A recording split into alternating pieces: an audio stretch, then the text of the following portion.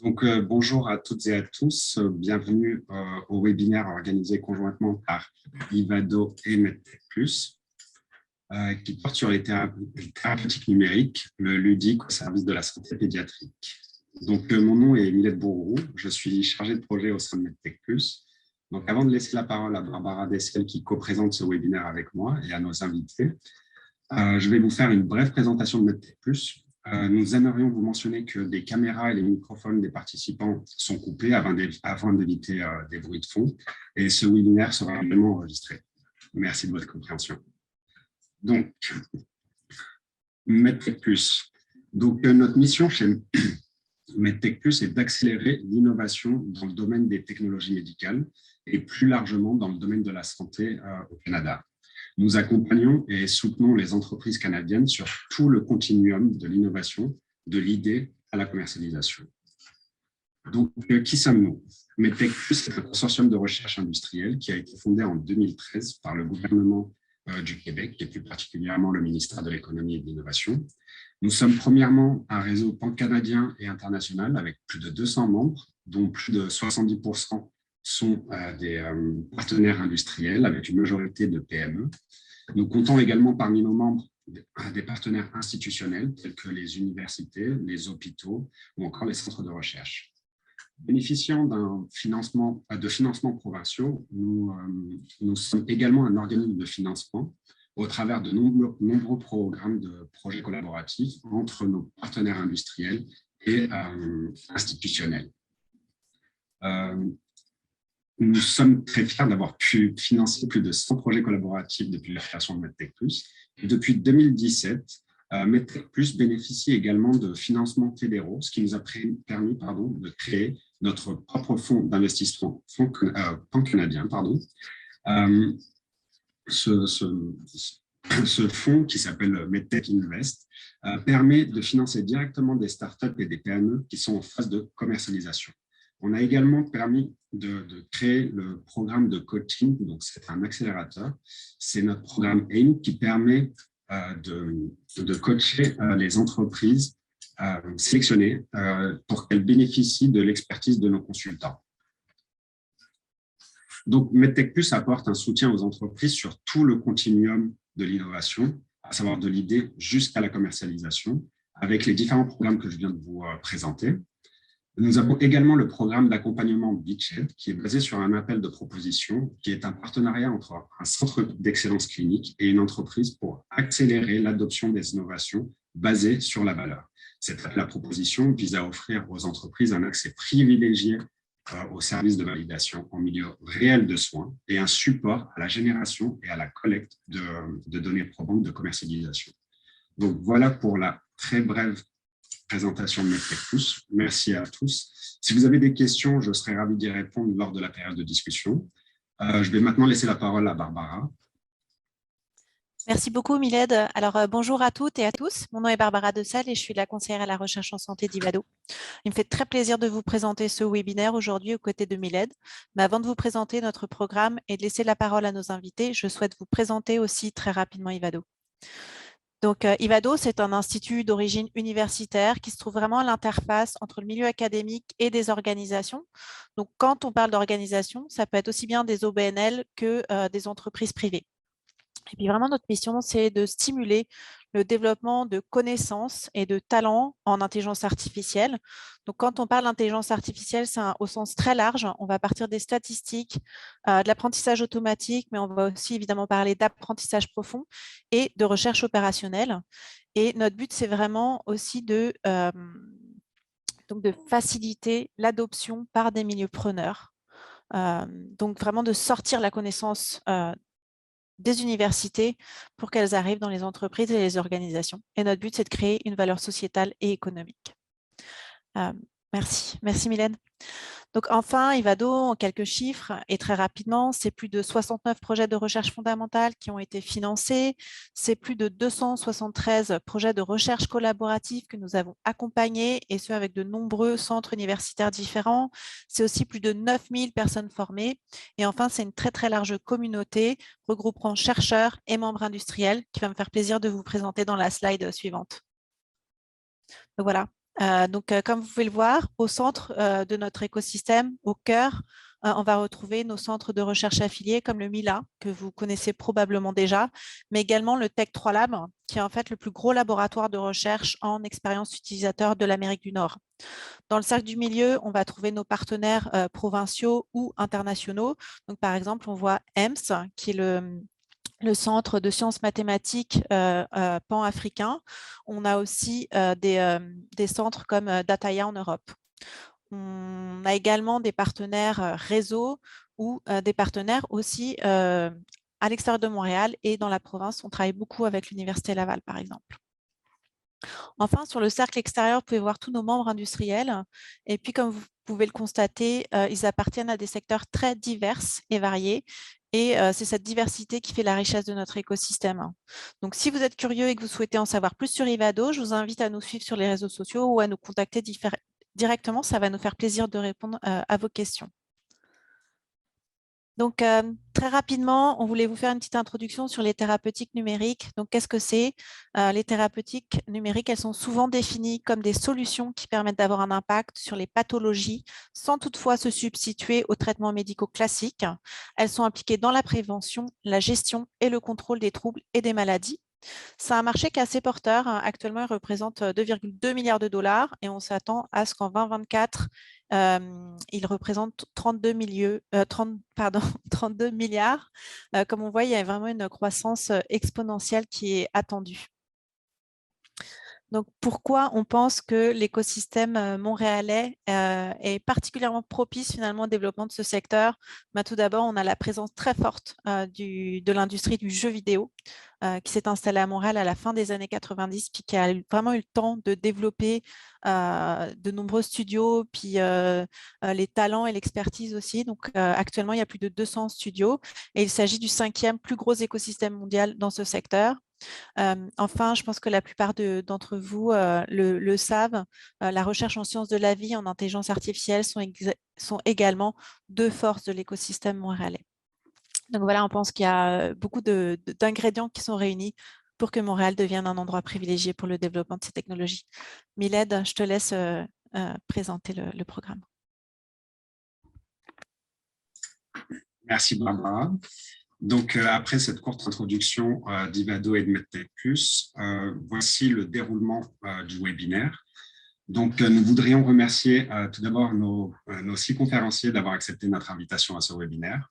Donc, pour la prochaine heure qui va suivre, nous allons assister aux présentations du professeur Daniel Lebac à l'Université de Montréal, du docteur Jean-Simon Fortin, président et fondateur de Paperplane Therapeutics, du professeur Guillaume Dumas de l'Université de Montréal, Dani Martineau, présidente et fondatrice du groupe Neurosolutions, de Pascal Nataf, directeur de l'Afrodance Studio, et enfin de Marc Ferland, directeur des nouvelles affaires à Ubisoft Montréal.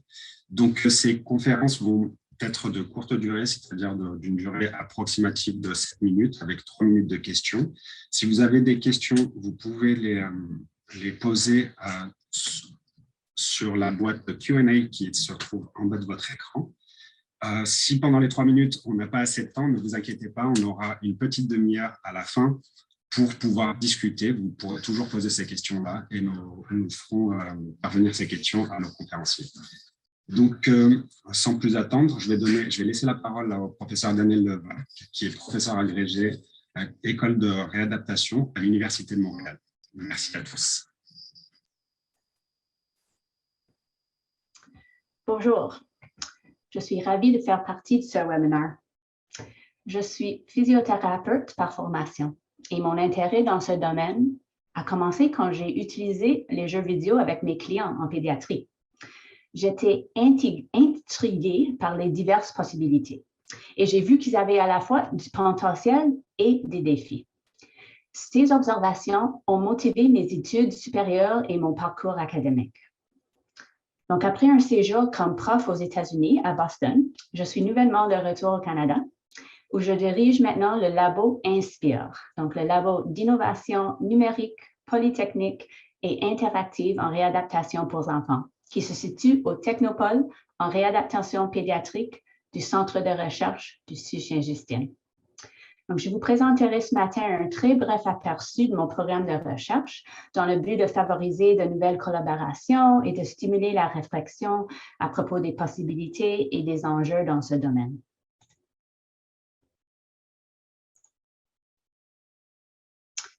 Commençons par une note sur mon contexte de recherche. Donc, comme j'ai dit, le labo Inspire est situé au Technopole en réadaptation pédiatrique au Centre de réadaptation Marie-Enfant du CHU Saint-Justine.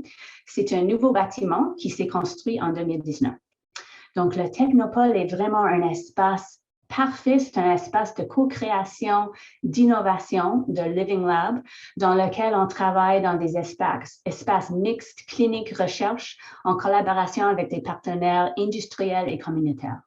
Donc ici, nous avons accès aux plusieurs installations de réadaptation à la fine pointe de la technologie. Pour commencer, une définition pour s'assurer que nous sommes sur la même longueur d'onde. Donc, la réalité virtuelle est une représentation interactive générée par un ordinateur d'un monde réel ou artificiel avec une activité réelle ou artificielle avec laquelle on utilise les mouvements corporels pour interagir avec cette représentation.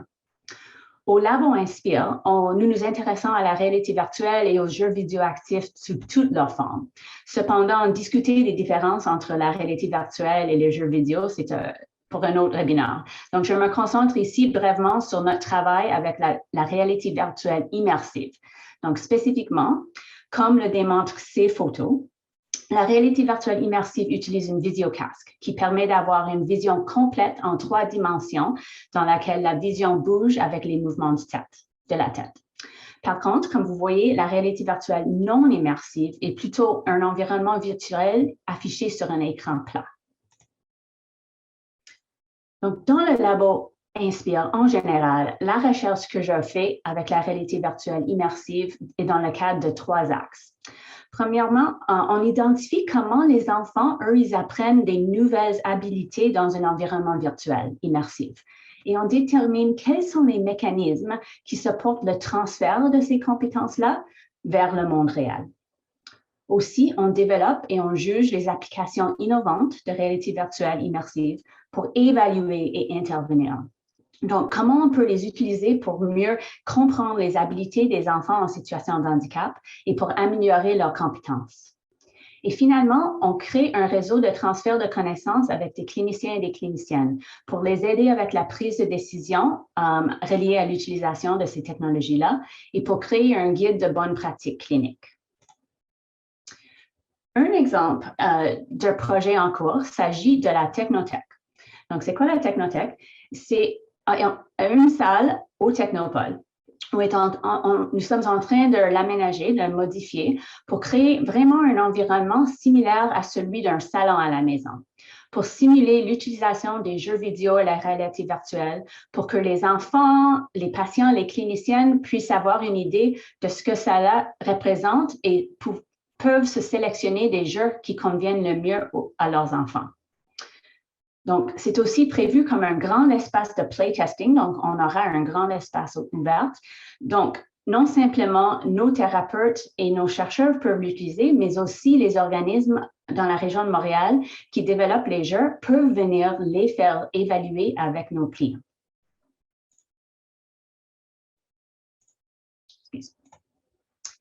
Donc, il y a plusieurs raisons pour lesquelles on s'intéresse dans les meilleures façons d'utiliser la réalité virtuelle immersive en réadaptation. On n'a pas le temps de tous les discuter, mais l'une des plus grandes raisons est pour cibler le grand défi de motiver les jeunes à participer à des exercices de réadaptation. Ces exercices sont parfois difficiles, ennuyeux, répétitifs. Donc, on essaie de rendre la thérapie plus attrayante. En tant que thérapeute, nous pouvons utiliser ces logiciels-là pour vraiment individualiser le niveau de défi et nous pouvons mesurer précisément les progrès des enfants. C'est important à savoir aussi que ces technologies tirent parti des principes d'apprentissage moteur et de neuroplasticité qui aident le cerveau à se réorganiser de manière fonctionnelle après une blessure. Donc, la recherche a déjà démontré l'importance de ces principes-là pour une réadaptation efficace. la rétroaction multisensorielle, un environnement stimulant. C'est important aussi à savoir qu'on peut les utiliser à la maison, donc il y a des opportunités pour la téléréadaptation. Et à l'échelle mondiale, ça va continuer à grandir en termes de leur utilisation en médecine. Il y a aussi plusieurs barrières pratiques et logiques qu'il faudra se rendre connaissance, qui nuisent à la mise en œuvre, tels le coût, l'espace, les connaissances, le défi de changer les comportements pour les thérapeutes. Donc, les dépenses sont clairement une barrière importante, car ça coûte cher d'acheter des nouvelles visiocasques et de les renouveler en permanence. Nous sommes en train de constituer une solide base de preuves, mais c'est vrai qu'il nous reste encore des preuves à faire pour utiliser ces technologies-là. On doit aussi apprendre plus à propos de la sécurité de les utiliser pour des périodes plus longues avec les enfants.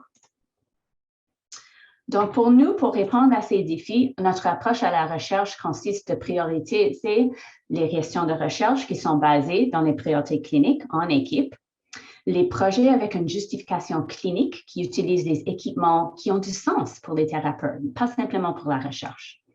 La manière dont nous pouvons améliorer la fonction des enfants dans leur vie de tous les jours, le partage des preuves, la création de connaissances et finalement l'accent mis sur la formation et le mentorat. Donc, je vous remercie pour votre attention. C'est un petit aperçu de notre travail et n'hésitez pas de me contacter pour plus d'informations. Et j'ai hâte de répondre à votre question. Merci. Merci beaucoup, Danielle. Très, très belle présentation.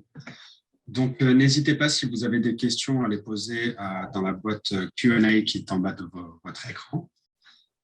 Moi, je peux commencer par une question. Comment en êtes-vous arrivé à vous intéresser à cette thématique de recherche?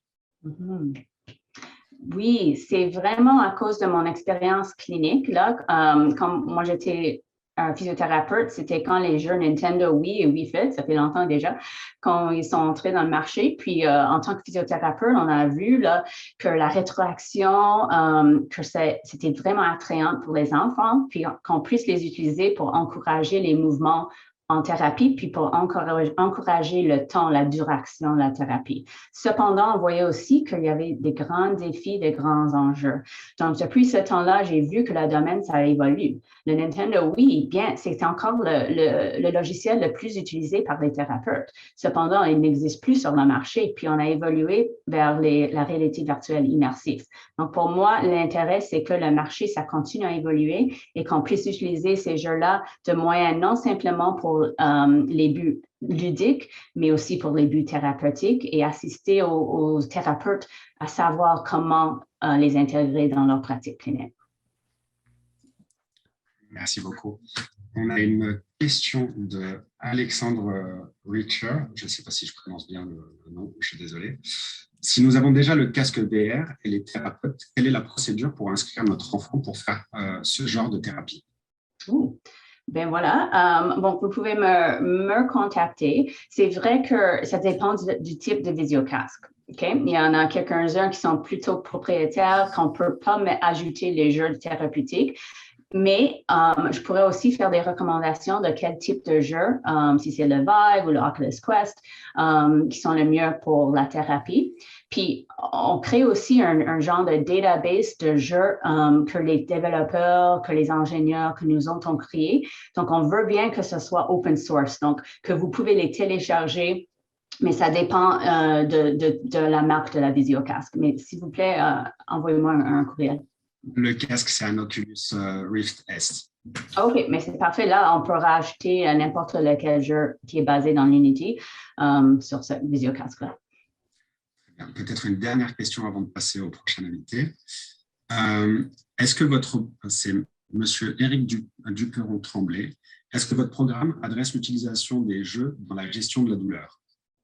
Ah, c'est une très bonne question. Moi, non, puisque j'ai toujours fait plutôt pour les buts thérapeutiques, pour le mouvement, le contrôle postural, tout ça. Mais c'est vrai que c'est un état c'est là où on a encore la plus de preuves. C'est l'utilisation de ces réalités virtuelles pour la gestion de la douleur.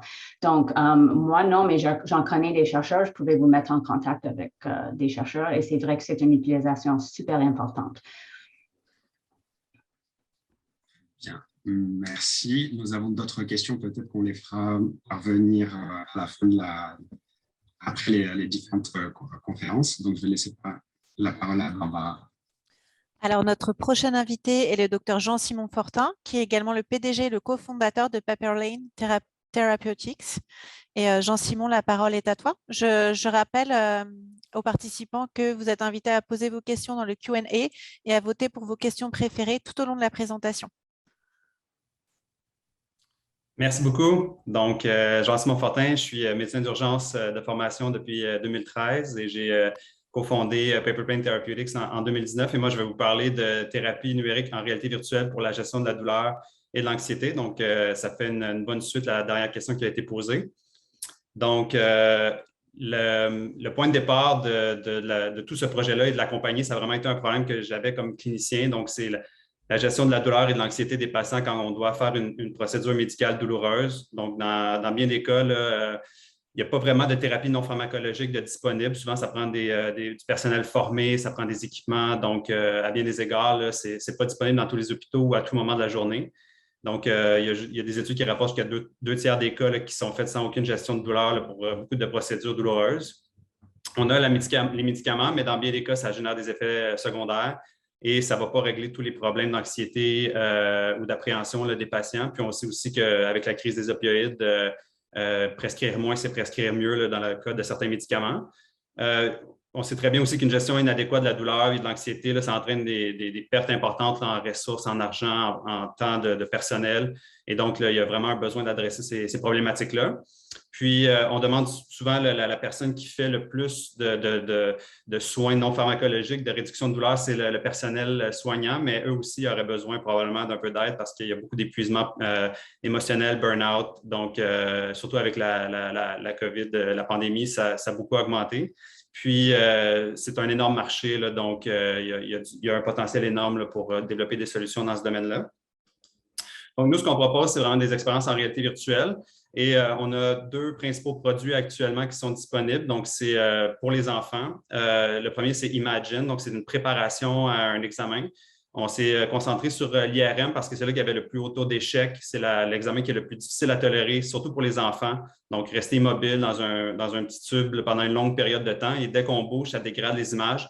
Donc, il faut soit reprendre le jour même ou à une date ultérieure. Donc, ça entraîne beaucoup de désagréments pour les patients, mais aussi pour les organisations là, qui doivent refaire des examens alors que les services de radiologie sont déjà débordés. Donc, en gros, c'est vraiment une désensibilisation. Donc, on explique exactement ce qu'est l'examen. Donc, on amène le patient à comprendre pourquoi on doit passer une IRM, c'est quoi une IRM, à quoi ils peuvent s'attendre. On a une phase aussi ludique. On pense que pour les enfants, là, c'est très important de toujours incorporer des phases de jeu à l'intérieur des solutions parce que sinon, on perd leur attention très rapidement.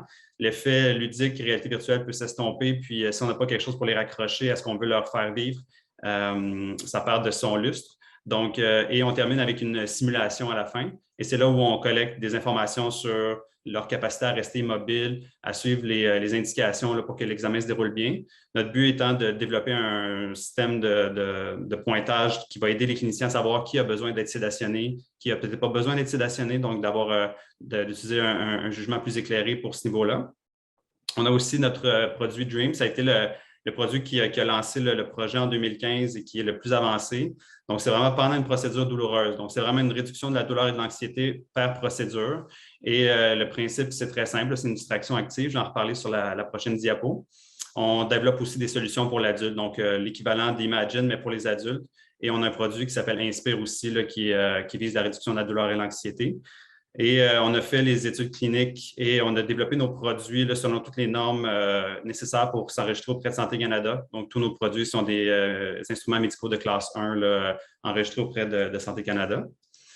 Donc, pour parler un peu plus du sujet aujourd'hui, comment est-ce que la gamification, les jeux vidéo deviennent des thérapeutiques? Ça part du premier principe de médecine, donc ne pas nuire. Avec l'expérience acquise au cours des années, on réalise bien là, que la première chose, c'est vraiment que quand on le propose à des cliniciens ou à des applications médicales, il faut vraiment que ça ne nuise pas au travail des professionnels, que ça ne génère pas d'inconfort ou de cybermalaise et que le patient peut s'en servir très facilement, très rapidement.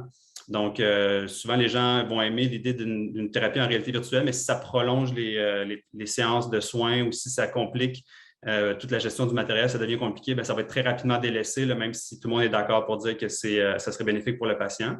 Ensuite de ça, pour que ça fonctionne bien, un traitement en réalité virtuelle, c'est très important que le sentiment de présence et l'engagement soient bons. C'est là où toute l'expertise qu'on a à Montréal en jeux vidéo vient vraiment aider à ce niveau-là. Donc, de créer des environnements qui sont convaincants, où le patient se sent bien, où on arrive à capter l'attention des patients là, pour qu'ils participent pleinement à ce qu'on leur propose.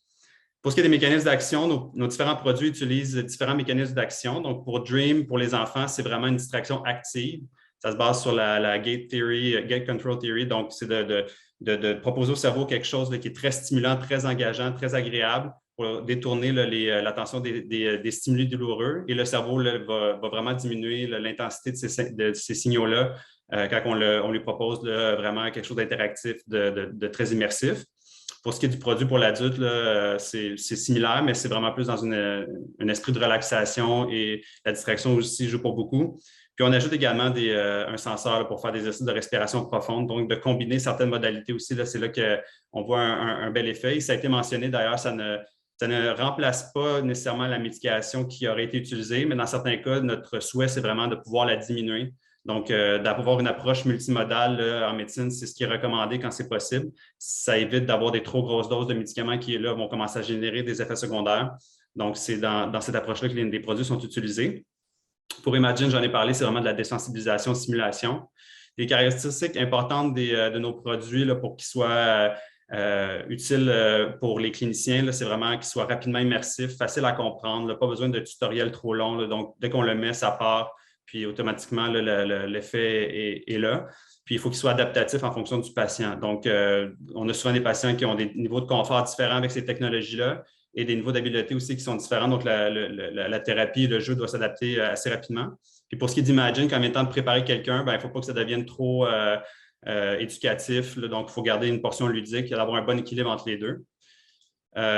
C'est ça notre approche, j'en ai parlé. Donc, c'est vraiment le meilleur ingrédient actif avec le meilleur système d'administration, comme n'importe quel médicament.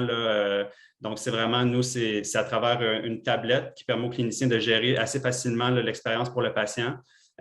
Puis que le patient, on a juste à lui mettre le casque, il n'y a pas rien à manipuler, il n'y a aucun menu à sélectionner, donc il n'y a aucune possibilité qu'il soit perdu.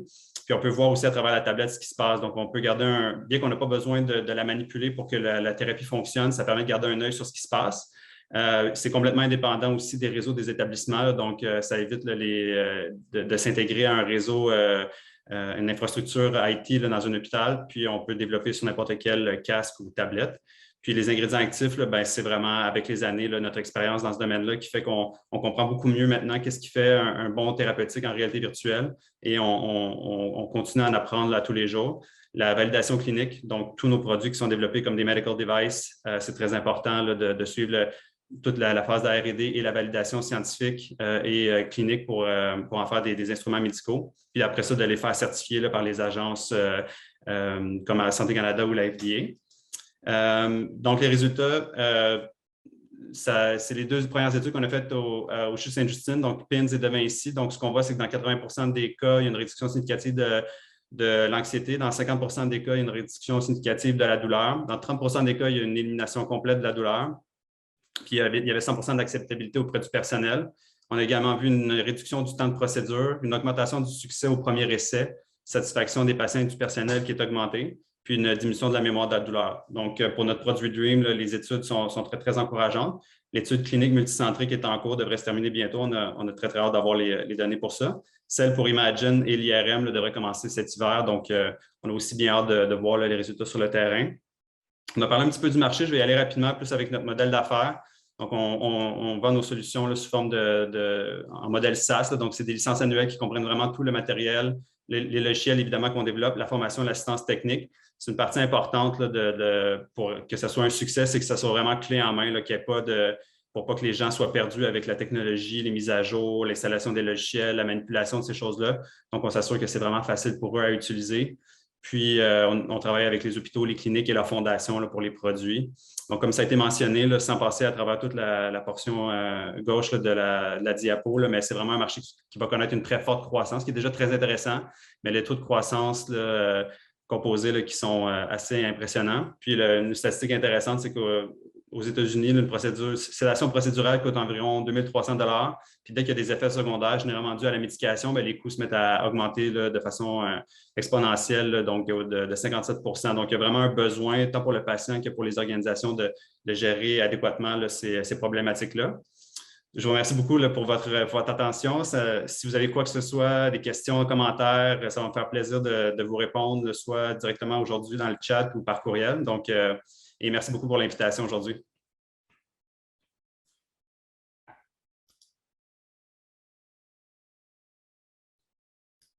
Merci beaucoup, Jean-Simon, pour cette présentation vraiment très intéressante. Et félicitations pour cette technologie qui vont aider beaucoup d'enfants probablement. Donc, je vais vous poser une petite question en attendant que les questions rentrent dans le Q&A. Puis, je veux aussi encourager les autres invités à poser leurs questions. S'ils veulent répondre sur votre présentation, n'hésitez pas. Dans vos propos, on comprend que vous travaillez en collaboration avec des personnes du jeu vidéo, mais aussi avec des cliniciens. Et je me demandais, d'après votre expérience, ça a été quoi les principaux enjeux et les bénéfices en fait, que ces collaborations vous ont apportés? Oui, ben en fait, tout le logiciel est développé là, par nos développeurs là, à l'intérieur de la compagnie. On a beaucoup travaillé au départ avec l'UQAT, l'Université du Québec en Abitibi-Témiscamingue. Donc, mon cofondateur, David Paquin, là, qui est professeur à l'UQAT. Donc, au départ, c'était beaucoup avec l'expertise universitaire. Ça a démarré comme projet universitaire. Et ensuite, grâce à Aligo, qui est maintenant devenu Axelis, là, on a créé une start-up. Puis maintenant, c'est développé plus à l'interne, mais on reste toujours très collé à l'industrie du jeu vidéo. Donc, tout ce qui rend un jeu vidéo intéressant, c'est aussi ce qui contribue à la portion thérapeutique de nos produits. Donc, on doit toujours rester au fait. Comme ça a été mentionné, c'est un domaine qui évolue extrêmement rapidement, donc il faut nous aussi rester à jour. Et les patients, surtout les jeunes, sont assez critiques là, par rapport à ce qui se développe en termes de jeux vidéo. Donc, un produit qui est 3, 4, 5 ans, souvent, eux, ils ne prendront pas beaucoup d'intérêt s'ils trouvent que ça a mal vieilli. Donc, il y a toujours cette pression-là de garder les produits à jour également, là. Merci beaucoup. Une question d'Alexis Burns. Bonjour, merci pour cette excellente présentation. Vous avez parlé d'adaptation du jeu en fonction du patient. Pouvez-vous élaborer sur ce sujet? Sur quoi se base l'adaptation et quels éléments du jeu pensez-vous adapter? Merci. Oui, ben, dans le fond, nous, c'est beaucoup l'intelligence artificielle de jeux vidéo qui nous intéresse. Donc, ce n'est pas de l'apprentissage profond, mais c'est vraiment d'être capable de qualifier le niveau d'habileté du joueur et de pouvoir moduler l'expérience. Ce qu'on recherche finalement, c'est que le niveau de difficulté soit apparié avec le niveau d'habileté du joueur. Donc, un jeu trop difficile, les jeunes vont se décourager. Trop facile, ça va devenir ennuyant. Donc, si on est capable d'avoir une solution qui le fait en temps réel, parce qu'on ne le sait pas toujours d'avance si on a un champion Fortnite ou quelqu'un qui n'en a jamais fait dans sa vie. Donc, on essaie d'apparier finalement et on a engagé justement une scientifique des données là, pour adresser toutes ces questions-là. Donc, d'une part, collecter un maximum d'informations sur la séance et éventuellement, là, on veut, au courant de l'année, c'est un de nos projets, d'être capable on le fait déjà un petit peu, c'est très de base, mais d'avoir cette intelligence artificielle jeu vidéo, donc qui est capable de moduler l'expérience. Pour ce qui est de notre produit Imagine, c'est vraiment de voir comment le patient répond à ce qu'on lui propose dans la portion instruction et aussi pour la simulation. Donc, d'être capable de voir comment on est capable de faire un meilleur coaching. Et il faut que ça se fasse. On ne peut pas penser qu'un professionnel de la santé va être à côté du patient pour donner les conseils pour se réajuster. Donc, il faut que l'expérience soit capable de le faire elle-même. Et donc, on analyse comment le patient réagit et on donne des commentaires ou des conseils pour essayer d'améliorer un peu le résultat. Donc, c'est vraiment des boucles de rétroaction qui analyse, propose, analyse à nouveau, repropose toujours en voulant se rapprocher d'un idéal. Merci. On va prendre une dernière question et après, je vais inviter tous les participants qui n'auront pas eu de réponse à leurs questions à rester pour les 30 minutes d'échange parce qu'il y a beaucoup de questions dans le Q&A et dans le chat. Donc, Vous dites qu'il y a une réduction de l'anxiété de 80% chez 80% des patients. Est-ce que chez les 20% restants, il y a une augmentation de cette anxiété? Pas nécessairement. Ça, c'est les données préliminaires de l'étude pilote. Donc, l'étude pilote s'adressait plus à l'acceptabilité, faisabilité. Et donc, c'est là qu'on a vu vraiment de très, très bons résultats. On va avoir plus d'informations avec l'étude clinique multicentrique là, qui devrait terminer sous peu. Donc, ça, c'est vraiment des données préliminaires, mais il n'y a pas eu d'augmentation nécessairement de l'anxiété. Souvent, il peut arriver dans les situations où les patients sont très, très anxieux, qui vont soit retirer le casque ou ne pas nécessairement vouloir participer. Ça arrive comme n'importe quel traitement là, que les patients finissent par refuser ou qui ne fonctionnent pas comme on l'aurait souhaité. Mais dans les autres cas, là, je dirais que la grande partie, c'est souvent que la réduction de l'anxiété ne dépassait pas le seuil pour être significatif. Donc, c'était des échantillons relativement petits. Là, on parle généralement de 40 à 80 patients là, dans les études. Donc, malheureusement, des fois, ça ne permet pas d'avoir ce seuil de significatif. Mais l'étude clinique en cours devrait nous permettre d'aller chercher plus de données à ce niveau-là. On le voit aussi sur le terrain, on a déployé beaucoup pour la campagne de vaccination et on est là souvent des journées complètes et on le voit là, que les lignes où il y a les casques de réalité virtuelle et les lignes où il n'y a pas de casques de réalité virtuelle, il y a des différences dans le nombre de cris, le nombre de pleurs, le nombre d'enfants qui se débattent. Donc, ce n'est pas très scientifique, mais juste à le déployer sur un endroit à grand volume comme la vaccination, je pense que ça convainc assez facilement. Là. Merci beaucoup, Jean-Simon. Merci. Il y a d'autres questions, on reviendra sur ces questions-là pendant la période de discussion. Donc, nous allons passer au prochain invité, qui est le professeur Guillaume Dumas, au département de psychiatrie de l'Université de Montréal. Guillaume, la parole est à toi.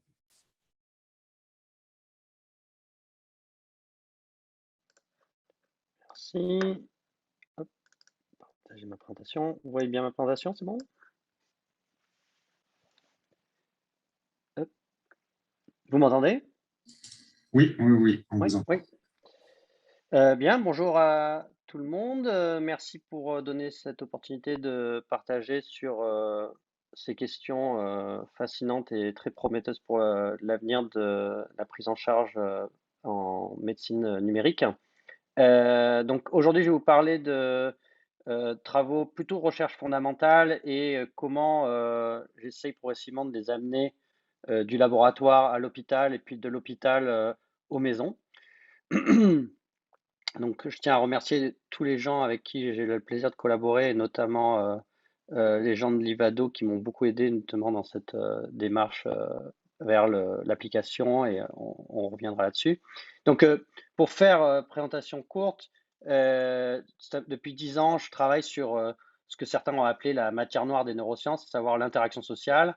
Et pourquoi la matière noire? Parce que, en fait, quand on regardait la littérature il y a un peu plus de 10 ans, en neurosciences, il y avait quasiment rien sur le fait de qu'est-ce qui se passe dans le cerveau de gens qui sont activement engagés dans une interaction sociale avec quelqu'un d'autre.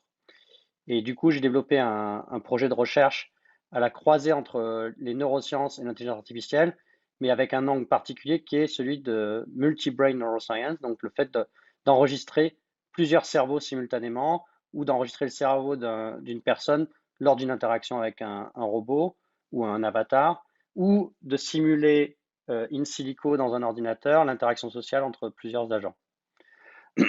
Un des gros résultats qui est issu de ce programme de recherche, c'était la mise en évidence d'un nouveau type de marqueurs cérébraux qui sont les synchronisations intercérébrales et qui du coup, vu le temps, je ne vais pas disserter, mais il y a eu plein d'autres réplications après, ont bien affirmé sur le plan neuroscientifique et objectif que l'interaction sociale était catégoriquement différente de la perception sociale qui, paradoxalement, occupe encore même à l'heure actuelle la majorité des études sur le cerveau social chez l'humain.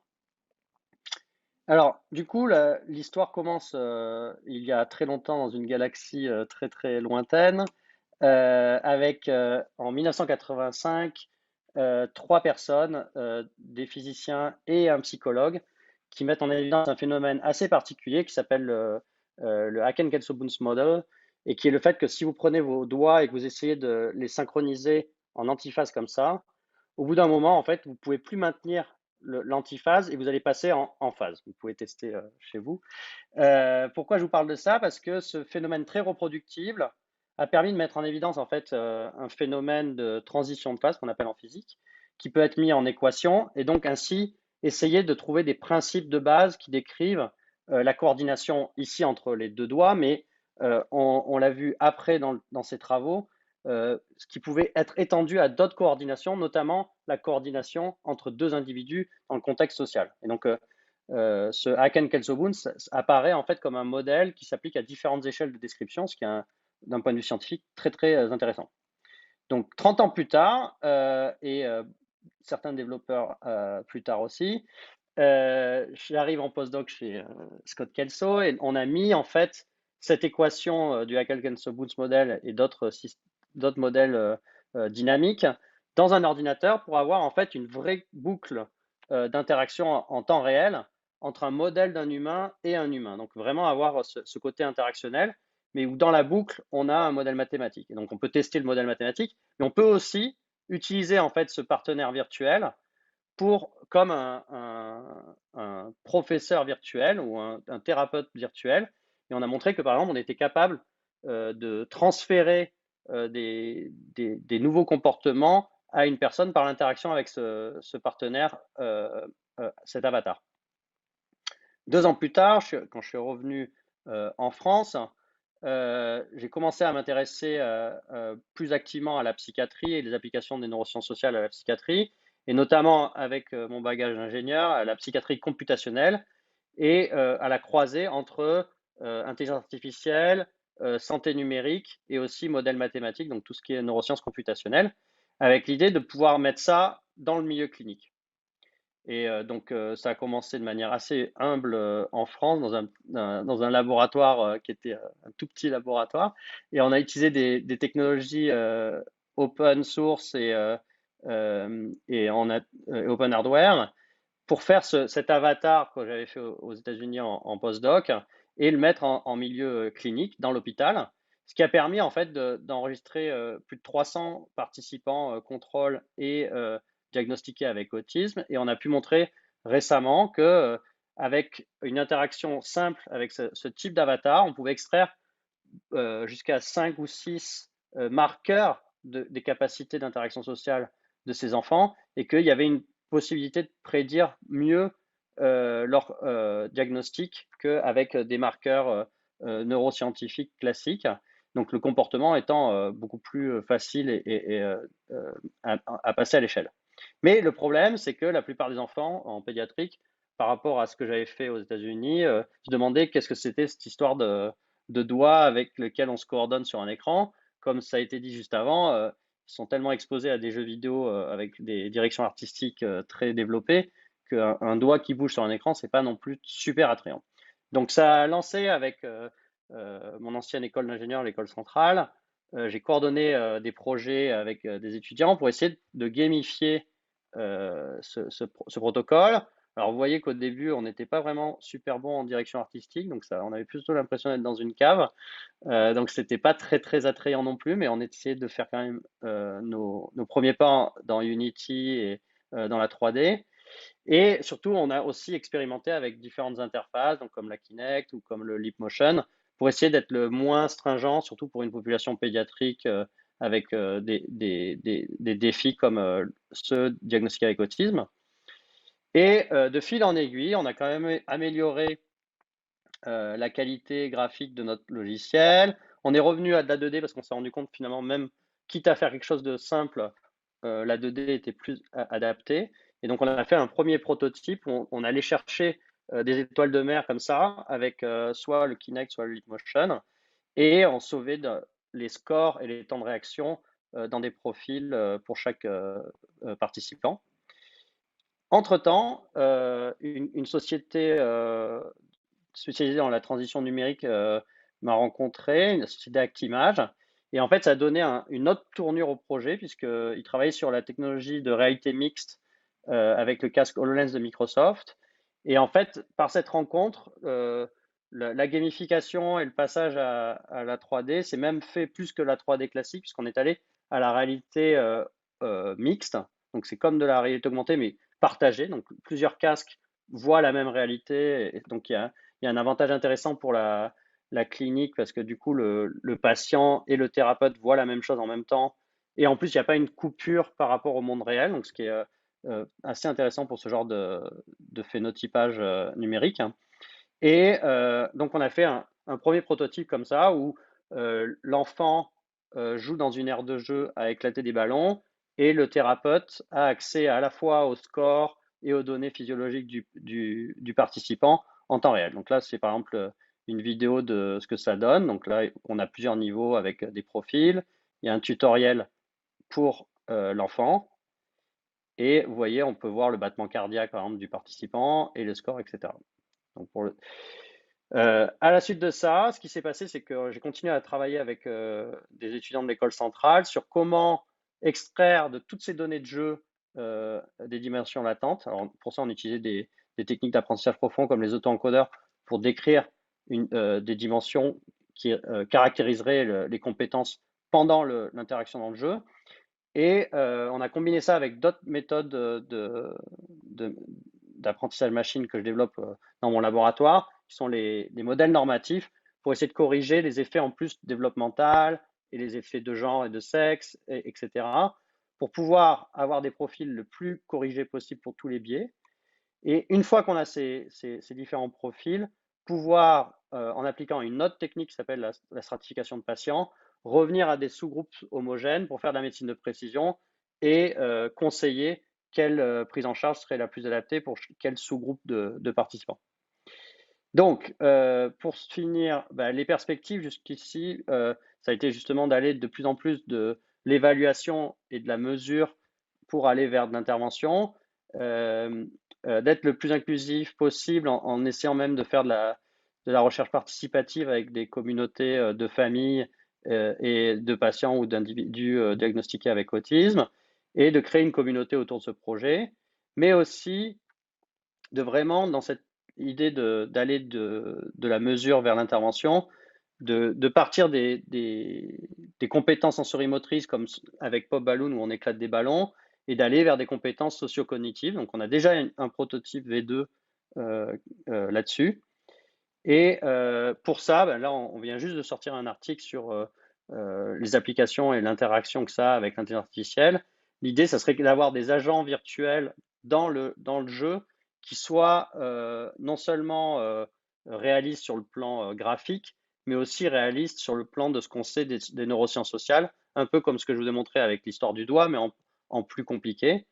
Et pour ça, on a la chance de démarrer 2 MITAC avec l'aide justement de Livado, en collaboration avec Aidos Sherbrooke et notamment mon collègue Romain Trachel.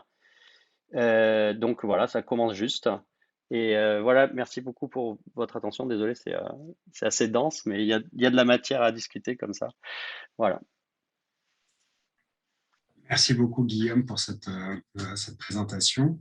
Donc, on va passer aux questions. Nous avons une question de M. Thierry Jean. Est-ce qu'il y a une différence au niveau du confort de l'utilisateur entre réalité augmentée et réalité virtuelle, par exemple étourdissement, nausée, etc. Bonne question. Justement, sur la réalité mixte, vu qu'on a quand même un ancrage dans la réalité, c'est plus une sorte de surimposition d'un hologramme par rapport à la réalité tangible.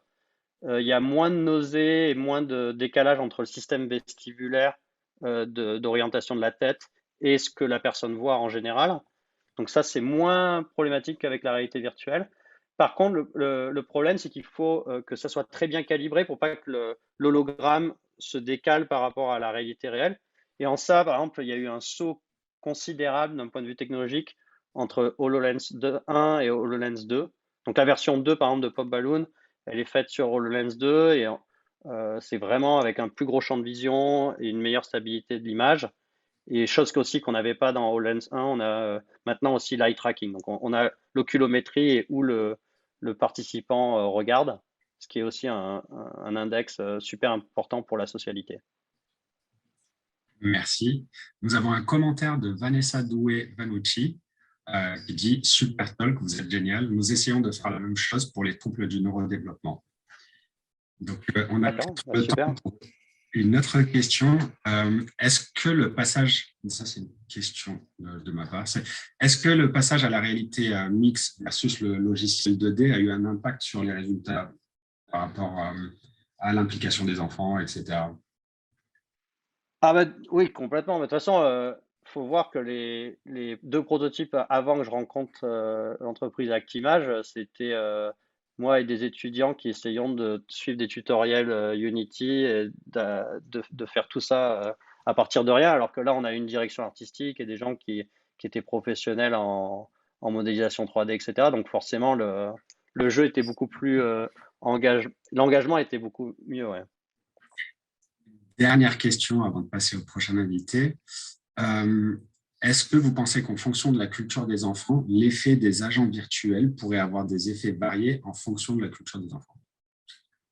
C'est une très bonne question. Bah, dans les questions de recherche sur lesquelles je travaille beaucoup aussi sur la partie transculturelle de la psychiatrie, notamment avec Laurence Kiermaier à McGill. Et il y a des modulations culturelles pour beaucoup de choses, et surtout les interactions sociales. Donc pour ça, on a aussi imaginé que, en plus d'avoir une adaptation dans le gameplay à proprement parler, d'avoir aussi par exemple des skins ou des thèmes associés au jeu qui pourraient plaire suivant la culture, mais aussi on va dire les intérêts des enfants, quoi. Par exemple, faire un thème sur l'espace, un thème sur la mer, un thème sur les chevaliers et le Moyen Âge, par exemple, etc. Et donc du coup, et aussi adapter suivant l'âge, parce que peut-être que si on fait ça sur des plus petits ou des adolescents, ça va pas être forcément les mêmes centres d'intérêt aussi, et les mêmes graphismes ou la même complexité graphique. Donc là, je vous ai parlé dans le cadre de l'autisme, et justement lié à la question, remarque qu'il y avait juste avant. L'idée, ce serait de pouvoir avoir en fait quelque chose qui est beaucoup plus large que juste l'autisme. Merci beaucoup. Merci beaucoup, Guillaume. C'était vraiment Merci. fascinant. J'espère que tout le monde est aussi, a autant de plaisir que moi à écouter nos invités. Donc, on continue avec Annie Martineau, qui est la présidente fondatrice du groupe Neuro Solutions Keros. Donc, Annie, la parole est à toi. Merci beaucoup. Écoutez, merci de l'invitation. Très contente d'entendre aussi autant de diversité dans l'univers du thérapeutique, surtout ludique. Donc, nous, dans le fond, le groupe Neurosolutions, on est une entreprise de Québec. Donc, on vous sort de l'écosystème montréalais pour aujourd'hui et on vous amène dans la magnifique vieille capitale pour vous parler, dans le fond, du monitoring chez les enfants, plus particulièrement qui ont un TDAH.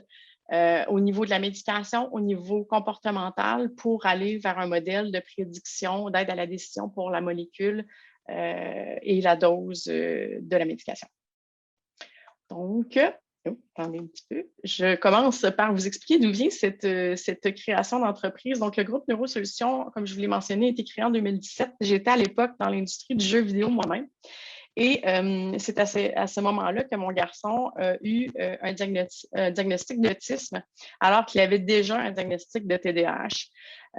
Particulièrement, il a été pris en charge quand même de façon très soutenue par le réseau de la santé, mais ça restait qu'il y avait des éléments dans son quotidien et dans notre quotidien familial qui n'étaient pas desservis, soit par le réseau privé ou le réseau public.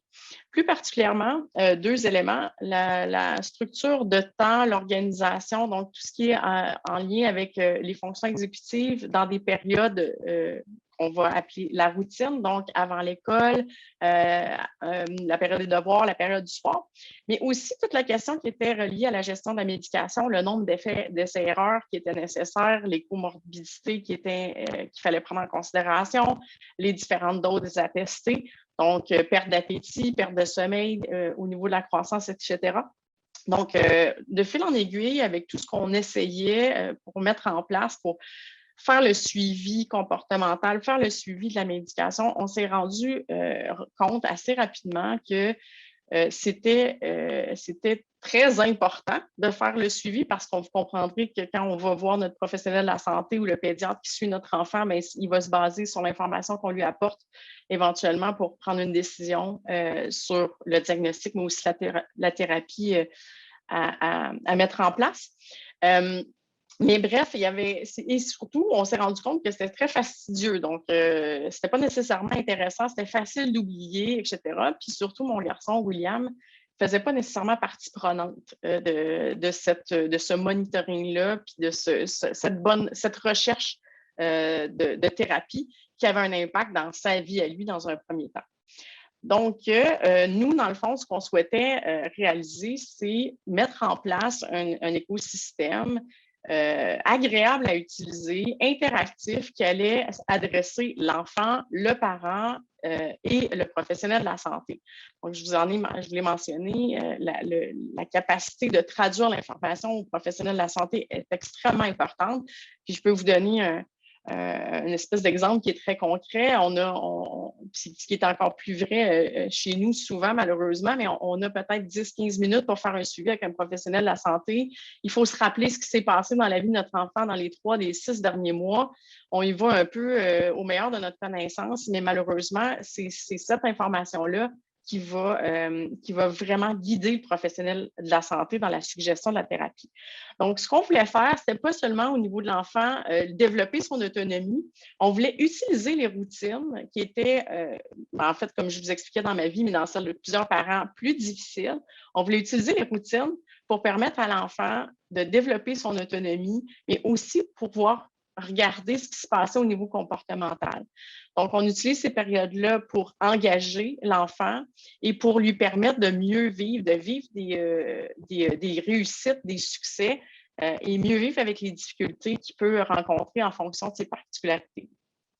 Pour le parent, on voulait diminuer évidemment le stress parental, mais encore une fois, s'assurer que le parent avait accès à une information rapide, juste autant au niveau comportemental qu'au niveau de la médication, ce qui lui permettait, dans un premier temps, de rapporter cette information-là directement aux professionnels de la santé, puis de réduire le nombre d'essais-erreurs.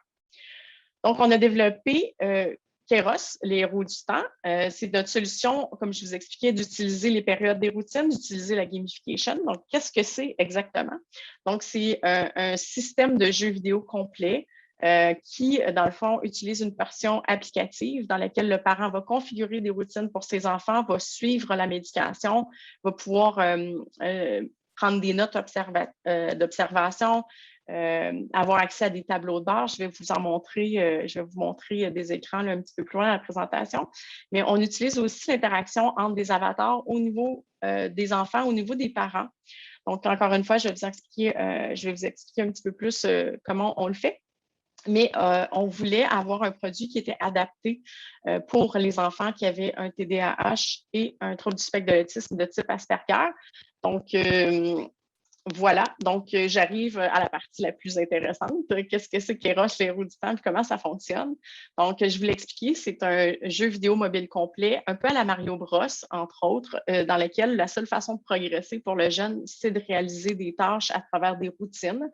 Donc, il y a de l'interaction avec un avatar qui lui permet d'avoir accès à un agent motivationnel, de personnaliser son avatar, de personnaliser son quartier général, tout en ayant un temps d'écran limité. Puis, je vous expliquerai aussi pourquoi c'est important pour nous d'avoir cet élément-là à travers Kairos.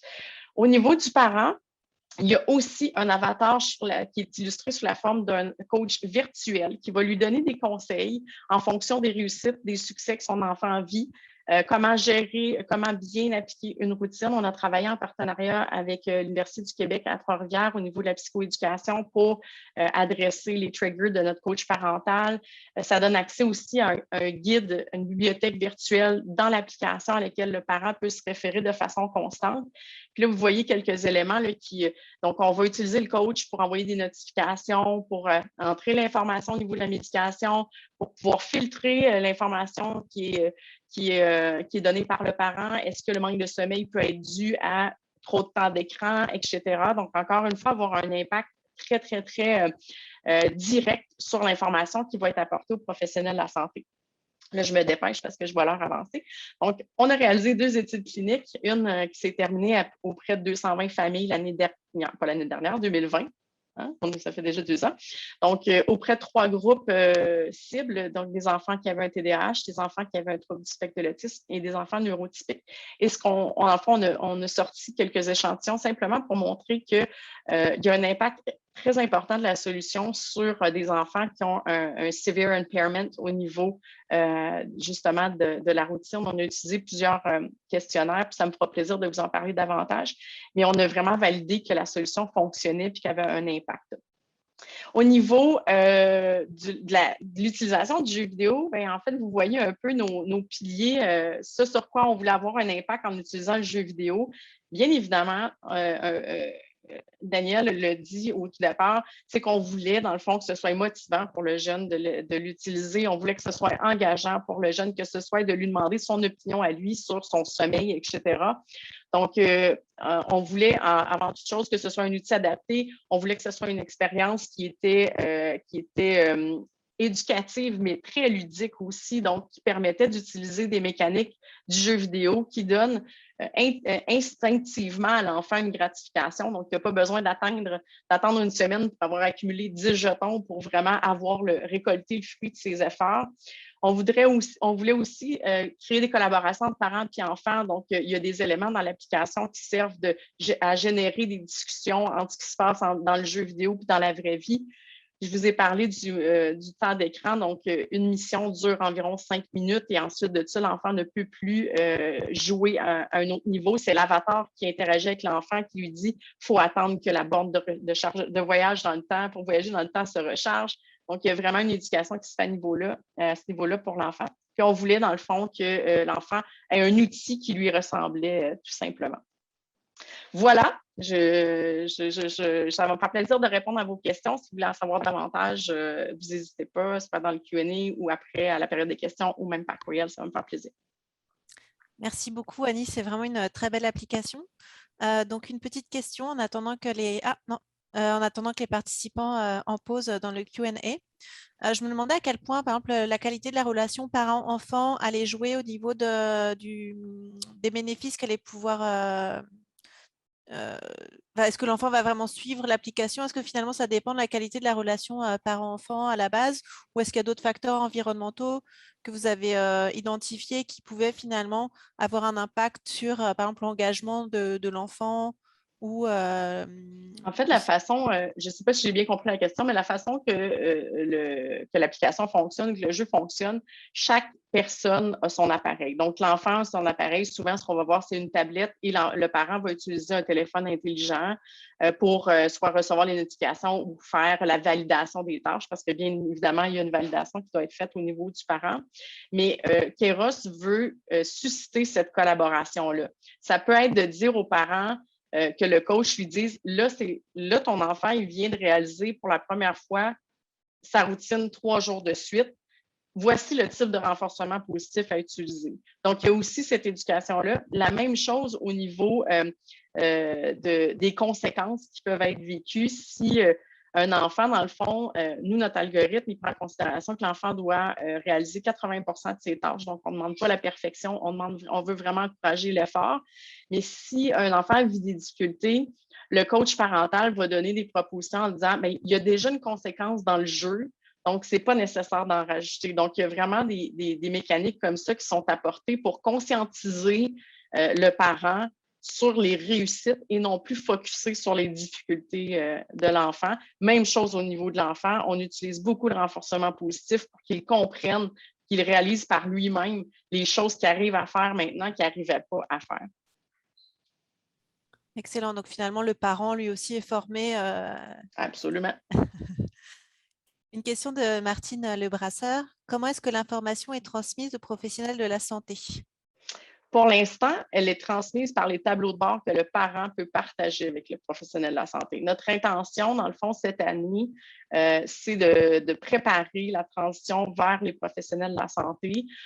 pour arriver, comme je vous expliquais au départ, d'arriver à un modèle où ce que le parent, pas le parent, mais le professionnel de la santé peut avoir accès à l'information, peut suivre différentes médications, mais peut aussi avoir accès à un modèle prédictif d'effets secondaires. Donc, on veut apporter cette information-là aux professionnels de la santé. Mais pour l'instant, ce qu'on souhaitait faire, c'est vraiment d'engager le parent et l'enfant dans un premier temps parce qu'on pensait que l'impact premier auprès de l'enfant, c'était que le parent s'engage beaucoup plus activement, donc qu'il ait accès à l'information, qu'il soit incité, qu'il soit encouragé à rentrer l'information, qu'après ça, il la partage à son professionnel de la santé, à son pharmacien, etc. Excellent, merci beaucoup. S'il n'y a pas d'autres questions, je vais laisser Miled vous présenter le prochain invité. Merci à tous. Donc, notre prochain invité est Pascal Nataf, qui est le président de Affordance Studio. Donc, la parole est à toi, Pascal. Oui, merci beaucoup. Salut tout le monde. Je m'appelle Pascal Nataf, donc j'ai cofondé en 2012 Affordance Studio, qui est un studio qui se spécialise en tout ce qui touche la mouvance des jeux sérieux et la gamification. Donc, juste un peu plus peut-être sur ce que j'ai fait dans les dernières années. Donc, j'enseigne le design de jeux et la production de jeux vidéo dans plusieurs universités au Québec, donc à l'Université de Montréal, à l'Université du Québec en Abitibi-Témiscamingue, qui a aussi un pavillon à Montréal, donc à l'UQAT, et puis aussi dans quelques institutions internationales, donc par exemple à distance à la Sorbonne Nouvelle depuis 2-3 ans. J'ai été très impliqué aussi dans tout l'écosystème du jeu vidéo au Québec. Donc, j'ai été un des cofondateurs de la Guilde des développeurs de jeux vidéo en 2015. On est rendu 400 studios de jeux vidéo au Québec, dont une grande partie est à Montréal ou dans la ville de Québec aussi. Et puis, c'est vraiment, comme on l'a dit d'entrée de jeu, c'est un écosystème qui est dynamique. Puis, on voit que les jeux vidéo sont vraiment en train de pervaser puis d'entrer dans plein d'autres domaines.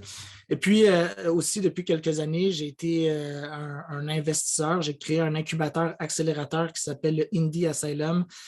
Donc, je suis, on pourrait dire, investisseur dans plusieurs studios de jeux vidéo. Certains jeux vidéo se concentrent sur la réalité virtuelle ou sur plein de différents types de jeux. Affordance Studio, donc, depuis 2012, a travaillé avec plusieurs partenaires différents. Donc, on crée des expériences sur mesure. On a travaillé avec des institutions bancaires, avec les Archives nationales américaines, avec l'Agence spatiale canadienne. On a aussi travaillé sur des projets plus dans le domaine thérapeutique, donc avec des pharmaceutiques, par exemple, comme Eli Lilly, ou même avec le Centre des sciences pour faire des expositions ou des projets qui s'intéressent à des thématiques du domaine de la santé. Puis, on a gagné certains prix pour les projets qu'on a faits. Donc, ça fait déjà presque 2 minutes que je parle. Disclaimer, c'est vraiment difficile, je pense, pour un professeur ou pour un chercheur de parler de tout ce qu'il fait en 6 minutes. J'ai créé littéralement un cours sur les jeux thérapeutiques, puis on donne plusieurs heures sur tout ce qui touche les jeux et la santé. Donc, ça me semble presque impossible de parler en 6 minutes de tout ce qui se fait dans ce domaine-là. Puis comme on l'a dit d'entrée de jeu, c'est un domaine qui est vraiment en train d'exploser dans les 2-3 dernières années. Il y a plein d'initiatives qui se sont faites. Donc, je vais parler super vite, puis je vais essayer d'être le plus succinct possible pour être capable de vous amener de A à Z.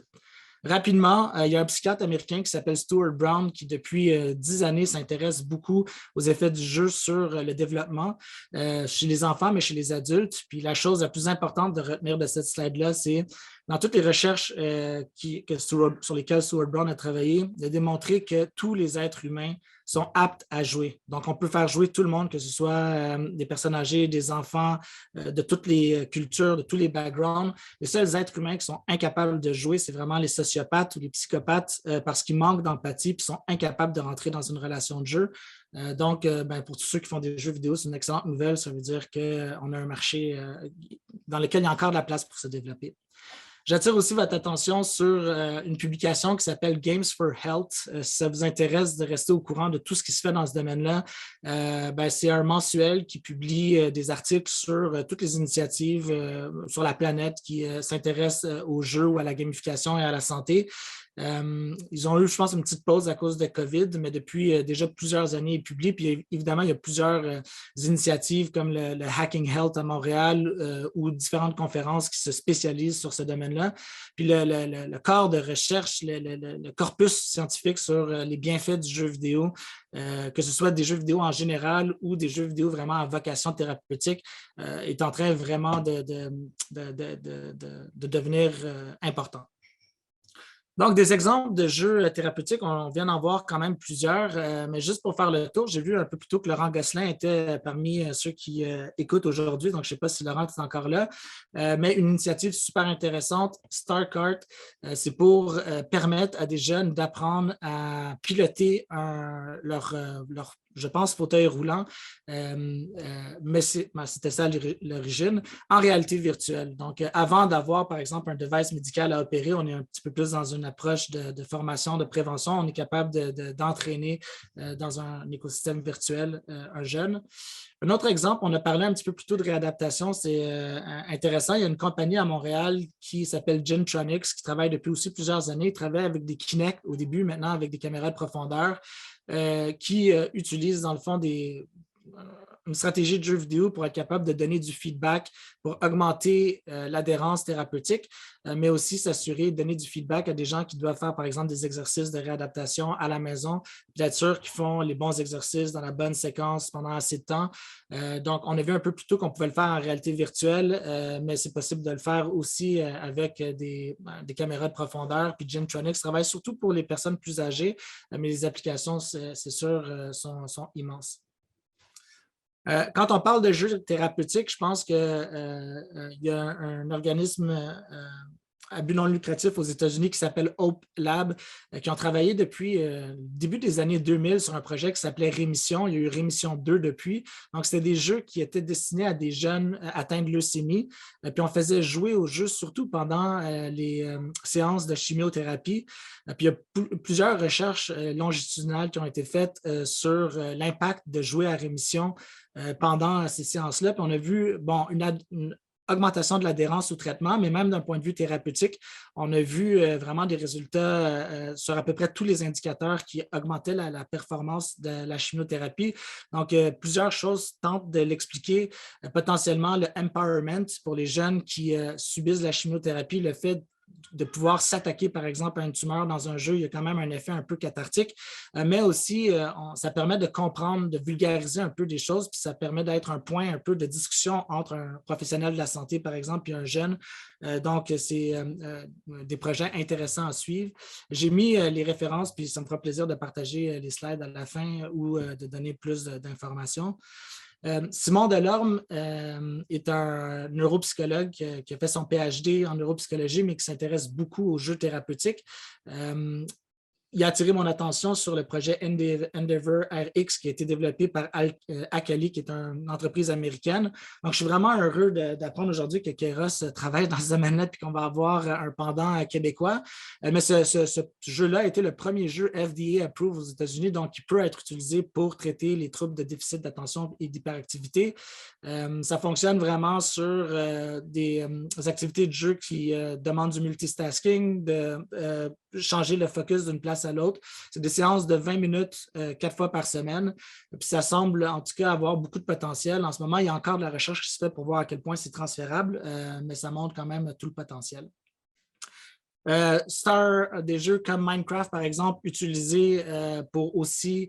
dans ce cas-là, je ne pense pas qu'il y a un effet de traitement thérapeutique nécessairement, mais qui est utilisé pour des jeunes qui sont atteints, qui sont sur le spectre de l'autisme. Donc, plusieurs effets positifs. Il y a un projet qui s'appelle Upcraft qui a été développé. Donc, ça permet de donner de la structure aux enfants. Ça permet de leur donner un espace social sécuritaire. Ça leur permet aussi de filtrer les expériences à travers plein d'univers différents qui existent dans le monde de Minecraft, puis de travailler beaucoup sur l'imagination. Donc, c'est des initiatives aussi qui montrent qu'on n'a pas nécessairement tout le temps besoin de développer des jeux vidéo, mais on peut aussi des fois réutiliser des jeux ou ce qu'on appelle détourner des jeux vidéo à des fins, par exemple, sérieuses ou thérapeutiques dans ce cas-là. J'arrive vraiment sur la fin des exemples, mais je pense que c'est intéressant aussi pour tous ceux qui sont dans la recherche. Il y a une entreprise qui s'appelle MMOS. C'est Attila Setzer qui l'a développé, qui est un Suisse. Ils se sont intéressés beaucoup à toute la mouvance du citizen science. Donc, ce qu'ils font, c'est qu'ils intègrent dans des jeux vidéo AAA qui ont beaucoup de succès, par exemple, comme EVE Online ou comme Borderline, des applications qui permettent aux joueurs d'aider de résoudre des problèmes, qui permettent de feeder des algorithmes de bioinformatique, puis qui permettent de faire progresser la recherche, par exemple, en catégorisant différentes formes de protéines ou autres, ou à travailler sur des séquences d'ADN. L'Université McGill, entre autres, a été partenaire dans ces projets-là. Donc, il y a aussi beaucoup d'intérêt d'utiliser les jeux vidéo potentiellement pour aider les chercheurs, par exemple, à faire leur travail quand il y a beaucoup de data, par exemple, à analyser ou à cruncher. Finalement, un exemple de ce que nous, on fait à Fordham Studio, on a travaillé avec Eli Lilly pour développer de la formation continue pour les médecins. Donc, les jeux aussi peuvent être utilisés pour ça. Donc, c'est un jeu vidéo qui est reconnu, qui permet aux médecins d'avoir leur CMI credits. Ça fait partie de la formation continue qu'ils doivent faire. Ici, on est dans des genres de jeux un peu choose your own adventure classique. Donc, chaque médecin a sa petite clinique, reçoit ses patients, puis doit être capable d'en traiter, diagnostiquer, proposer certains traitements. Puis ça permet de rester à jour sur plein de différents thèmes en fonction des différentes spécialités de chaque médecin. Donc, je conclus dans un futur proche ce que ça va pouvoir donner. Douglas Adam, qui, entre autres, a travaillé sur est l'auteur de Hitchhiker's Guide to the Galaxy, parlait de ambient intelligence, mais on est assez proche de ce moment-là où on va avoir une dématérialisation des écrans. Donc, les écrans vont être partout autour de nous en réalité augmentée. Donc, transparents, ils vont être ubiquitaires, transparents, mais ils vont être aussi intelligents. Donc, le data va vraiment circuler d'une place à l'autre. Et puis, le data, on a plein de façons maintenant d'en accumuler. Donc, le jeu vidéo nous permet d'avoir plein de feedback, plein de data sur comment le joueur performe ce qu'il est en train de faire, mais on va pouvoir probablement aussi le coupler de façon assez efficace avec du biodata, que ce soit du neurofeedback ou du biofeedback, le battement de cœur, la sudation. Puis, je pense que d'un point de vue vraiment diagnostic, thérapeutique, prophylaxie, ça risque d'avoir vraiment beaucoup d'impact. Donc, il y a énormément d'espace pour continuer à se développer dans tout ce champ-là. En conclusion, tout le monde aime jouer ou tout le monde peut jouer. En tout cas, les jeux sont intéressants parce qu'ils sont dans des environnements qui sont sans risque. Les jeux ont des effets sur le psychosomatique. Les jeux sont engageants puis les jeux permettent de générer du data. Donc, c'est plein de raisons pour lesquelles vous devriez vous intéresser aux jeux. Si vous êtes ici aujourd'hui, probablement que vous vous y intéressez déjà. Je vous remercie beaucoup. Comme je vous avais promis, j'ai parlé très vite, mais c'était difficile de faire mieux. Ça a pris 10 minutes. Merci beaucoup, Pascal, pour cette excellente présentation. Laurent Gosselin est toujours là et il a même posé une question. À votre avis, quels sont les plus grands défis du design de jeux thérapeutiques? Il y a beaucoup de défis. Premièrement, de faire des jeux vidéo à la base, c'est difficile. On a Mathieu Ferland qui passe après moi, puis il pourra parler de son expérience chez Ubisoft, mais de faire des bons jeux vidéo, c'est déjà à la base très difficile. Mais de faire des jeux vidéo thérapeutiques, c'est encore plus difficile parce qu'il faut ajouter des experts en contenu. Il faut prendre en compte les joueurs qui ne sont pas nécessairement des gamers, mais qui sont dans ce cas-là, par exemple, des patients. Il faut faire de la recherche pour pouvoir voir qu'on ait un impact. Puis comme j'ai oublié le nom de la personne de Paper Plane disait, mais aussi ne pas nuire d'abord. Donc, il y a toutes ces étapes-là à prendre en considération. Donc, c'est énormément de défis, je pense. Et donc, ça fait que ça coûte plus cher, ça prend plus de temps à développer, c'est plus compliqué. Mais par exemple, je pense que définitivement, les bienfaits sont immenses. Puis, on a la chance d'être des pionniers là-dedans.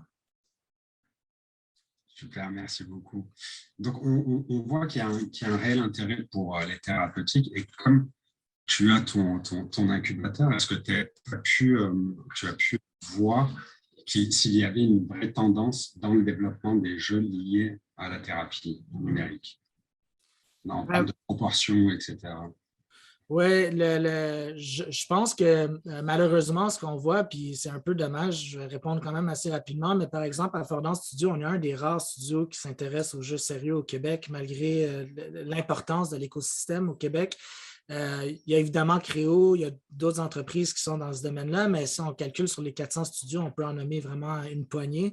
Ben là, je suis heureux de voir qu'il y a d'autres startups qui s'intéressent à ça, mais souvent, ce n'est pas nécessairement des gens qui sont issus du jeu vidéo. Ben, je pense que le maillage va se faire de plus en plus avec le temps. Là, on voit l'exemple de Kairos, que c'est le cas. On voit aussi l'intérêt d'Ubisoft pour ce domaine-là.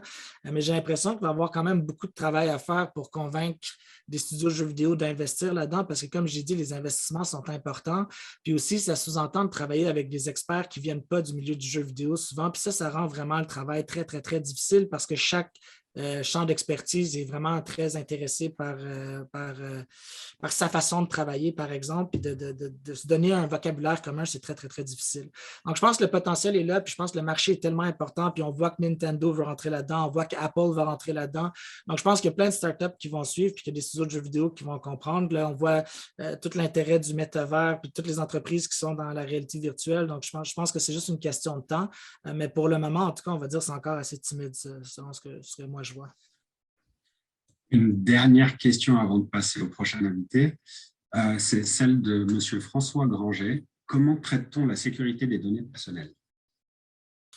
Ben, c'est super important. Donc, ça dépend vraiment des différents projets sur lesquels on travaille. Soit on décide de ne pas vraiment les récolter, ça veut dire qu'on décide de ne pas nécessairement lier les données à une personne, puis de plus les avoir là en paquet. Ou soit vraiment, il faut mettre en place tous les protocoles de sécurité, s'assurer d'avoir des serveurs qui sont ici, puis s'assurer que tout soit encrypté de la bonne façon. Donc, définitivement, ça ajoute aussi une complexité, surtout quand on considère qu'on travaille, par exemple, avec des enfants ou des personnes plus jeunes. Là, encore une fois, les règles sont encore plus strictes.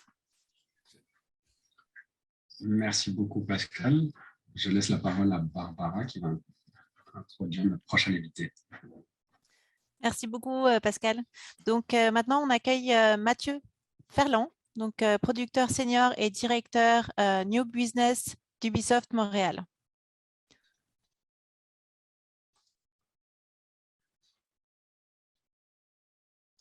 Oui, bonjour. J'espère que vous voyez bien mon écran. Merci beaucoup de l'invitation. Ça me fait vraiment plaisir de clôturer ces présentations aujourd'hui. Donc, mon nom est Mathieu Ferland et je dirige une entité de production à Montréal dont les objectifs principaux sont de faire des ponts entre l'industrie du jeu vidéo et d'autres industries dans une approche de partenariat multisectoriel.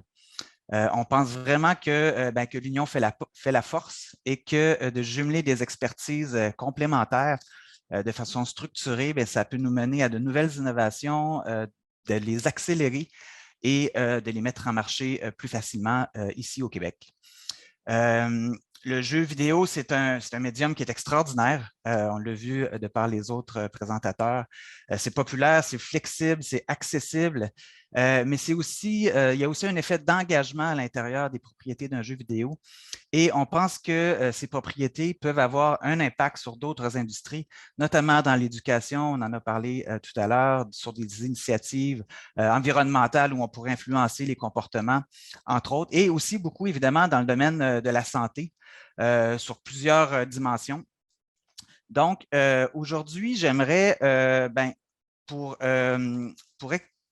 illustrer un peu nos activités, vous donner un exemple d'un partenariat qu'on a fait dans le passé et qui se poursuit aujourd'hui. C'est une solution médicale, en fait, donc c'est un jeu vidéo thérapeutique pour le traitement de l'amblyopie. Donc, voilà, je vais faire quelques éléments scientifiques. Je m'excuse auprès des scientifiques, je vais prendre quelques raccourcis aujourd'hui, mais pour les biens du temps qu'on a, je vais m'en tenir à l'essentiel. Donc, l'amblyopie, c'est une condition de la vue qui touche 3% de la population mondiale et qui survient lorsque notre œil dominant prend trop d'importance et qui vient influencer l'autre œil qu'on dit œil paresseux. Et donc, ça peut mener à toutes sortes de problématiques et ça peut même aller jusqu'à la cécité de l'œil. Le traitement le plus courant, c'est ce qu'on voit à l'écran en ce moment. Ça consiste à poser un cache-œil sur l'œil dominant pour aider l'œil paresseux à travailler davantage. C'est un traitement qui n'est pas toujours agréable pour les enfants, on s'entend. D'une part, parce qu'on les prive de l'œil avec lequel ils ont l'habitude de fonctionner, mais aussi parce qu'il faut porter le cache-œil plusieurs heures par jour pendant plusieurs mois. Donc, il faut savoir aussi que c'est un traitement qui ne fonctionne pas chez les adultes. Apparemment, parce qu'à partir du moment où l'œil atteint une certaine maturité, ce n'est plus possible de recevoir des traitements chez les adultes. Et donc, en 2013, on a initié un partenariat avec l'Université McGill et un start-up qui s'appelle Ambliotech. Et on a vraiment mis à profit notre expertise complémentaire. Donc, McGill, évidemment, apportait la science et fort d'une expertise et de recherche sur 20 ans. Ubisoft apporte toujours notre capacité technologique, notre savoir-faire vidéoludique et aussi notre espoir d'engager les patients dans leur thérapie de façon à assurer la posologie et de les inciter à aller jusqu'au bout de leur traitement. Et Ambliotech, qui est une start-up dont, en fait, les responsabilités étaient de prendre en charge tous les tests cliniques, les approbations des agences réglementaires et évidemment d'assurer la mise en marché de la solution thérapeutique. Donc, notre vision était de développer un jeu vidéo thérapeutique, mais plutôt que de s'attaquer uniquement à l'œil paresseux, on souhaitait plutôt favoriser l'entraînement des fonctions binoculaires du cerveau, donc aider le patient à faire mieux travailler ses deux yeux ensemble. L'idée était quand même relativement simple. On comptait utiliser une technologie très, très accessible et abordable, donc des vieilles lunettes 3D des années 80, non pas pour simuler de la 3D, mais plutôt pour utiliser les lentilles rouges et bleues. L'idée était de développer un jeu en noir et blanc, sauf pour les éléments interactifs qui seraient soit rouges ou bleus, en épousant exactement la même coloration que la lentille. Et ça nous aurait permis de cibler du contenu différent sur chaque œil. Donc, on pourrait ensuite imaginer une répartition des éléments interactifs de telle sorte que pour réussir ces missions, le patient n'aurait pas le choix de bien synchroniser et d'entraîner ses yeux ensemble. Bon, évidemment, le système est un peu plus sophistiqué que ça, mais pour la fin de la présentation aujourd'hui, je vais m'arrêter sur ces principes généraux. C'est ainsi qu'en 2015, on est arrivé avec un premier jeu qui s'appelle Dig Rush, en fait, c'est un jeu, un side-scroller où le patient dirige des taupes pour les aider à creuser et ramasser des pièces d'or. Pour les ramener à bon port, tout en évitant des obstacles et en passant par différents puzzles de plateformes, etc. Et ce jeu a permis aux startups Ambliotech de conduire des tests cliniques qui ont prouvé l'efficacité des traitements avec une posologie que j'adore, c'est-à-dire de jouer 1 heure par jour pendant 8 semaines. Et ce que ça permet aussi de faire, c'est de confirmer que l'approche thérapeutique binoculaire fonctionne aussi chez les adultes. Et donc, ça, c'est vraiment une percée importante dans le domaine parce que ça donne de nouveaux espoirs à tous les adultes qui n'ont pas pu être traités durant l'enfance d'éventuellement recevoir des soins grâce à cette nouvelle thérapie. Maintenant, où en sommes-nous aujourd'hui? Eh bien, en 2022, il faut savoir d'abord qu'en 2020, Novartis Pharma a fait l'acquisition du start-up avec lequel on travaillait. Et ça a donné des idées de grandeur et Novartis a beaucoup d'ambition sur ce projet-là pour en faire une solution médicale qui sera diffusée partout dans le monde. Ils ont pris beaucoup de leadership sur le projet, évidemment. Donc, en ce moment, Novartis est en train de développer une grande plateforme de soins digitale qui est déployée partout dans le monde. Et ils ont également pris en charge les implémentations des fonctionnalités thérapeutiques. Donc, ce qu'on faisait, nous, dans notre jeu vidéo, est maintenant complètement intégré sur la plateforme de soins. Et ça, c'est parfait pour nous parce que ça nous permet de se concentrer sur ce sur quoi on est les meilleurs, c'est-à-dire faire des bons jeux. Et du coup, on a décidé d'élargir un peu le scope de notre responsabilité. Donc, plutôt que de développer 1 ou 2 jeux, on développe actuellement un portfolio de jeux pour amener de la diversité au niveau de l'expérience de l'usager, avoir encore plus d'engagement. Et notre plus grand souhait, en fait, c'est que le patient oublie qu'il est en train de suivre une thérapie, qu'il se connecte à chaque jour à sa plateforme pour jouer son heure quotidienne et avoir des incitatifs à revenir le lendemain, tout en limitant évidemment le temps de jeu. Donc, actuellement, Novartis est en train de conduire des tests cliniques qui sont très, très ambitieux et de grande envergure. Et on attend toujours une date, on n'a toujours pas de date officielle de commercialisation. On est en attente sur cet effet-là, donc il va falloir encore être patient sur l'annonce d'une date de sortie. Je pourrais vous en parler pendant des heures. Il s'agit évidemment d'un survol rapide, mais je pense que ça illustre bien tous les effets positifs que peuvent amener le jeu vidéo dans un contexte thérapeutique. D'abord parce que c'est un véhicule qui est assez, qui est très, très efficace, mais aussi parce que c'est un vecteur d'engagement qui peut influencer le comportement des usagers pour respecter d'abord leur posologie et avoir de meilleurs résultats thérapeutiques à long terme, évidemment. Je m'arrête ici pour aujourd'hui. Merci beaucoup. Merci beaucoup, Mathieu. C'était vraiment très intéressant. Donc, je vais me permettre de poser une petite question. Quelles sont, selon toi, les étapes et les collaborateurs clés qui ont permis la réussite de ce projet? Déjà, j'insiste sur le principe d'avoir des expertises complémentaires parce que c'est ensemble qu'on va réussir, d'une part, à avoir une vraie contribution dans un partenariat, mais aussi de s'assurer qu'on se concentre sur cette expertise-là tout au long du projet. Ce qui a fait en sorte que ce projet-là fonctionne également, c'est la façon dont on l'a structuré. C'est qu'on avait de grandes idées, on voulait aller très, très loin, on voulait faire une thérapie qui soit à grande échelle, mais on l'a structuré avec des baby steps, donc des petites étapes qui nous ont permis de répondre à certaines questions qui étaient fondamentales pour chacun des partenaires, d'éliminer certains risques, qu'ils soient d'investissement ou thérapeutiques sur différentes étapes. Et à chacune des étapes, on avait défini un modus operandi pour, au cas où un des partenaires décidait de se retirer, qu'est-ce qui arriverait? Comme ça, il n'y a pas de surprise. On avance dans le temps, on est ambitieux et on procède, mais on sait que si jamais il y a quelque chose qui ne marche pas avec un des partenaires, on sait exactement ce qui nous attend et donc ça évite des mauvaises surprises. Et dans ce cas-ci, étape par étape, on a pu se rendre jusqu'à présent, jusqu'au bout. Et évidemment, avec l'acquisition d'Ambiotech, il y a eu tout un changement pour les partenaires pour s'adapter et pour nous aussi répondre au niveau d'ambition que Novartis met sur le projet en ce moment. Merci. C'est très instructif et j'espère que les personnes qui participent à ce webinaire vont pouvoir utiliser ces conseils. Donc, on a aussi une question de Vanessa Douai-Vanucci. Ubisoft a-t-il envisagé l'utilisation de jeux pour l'aide au diagnostic? Nous avons un programme de recherche sur ces thématiques et je me demandais si cela pouvait intéresser des industriels comme Ubisoft.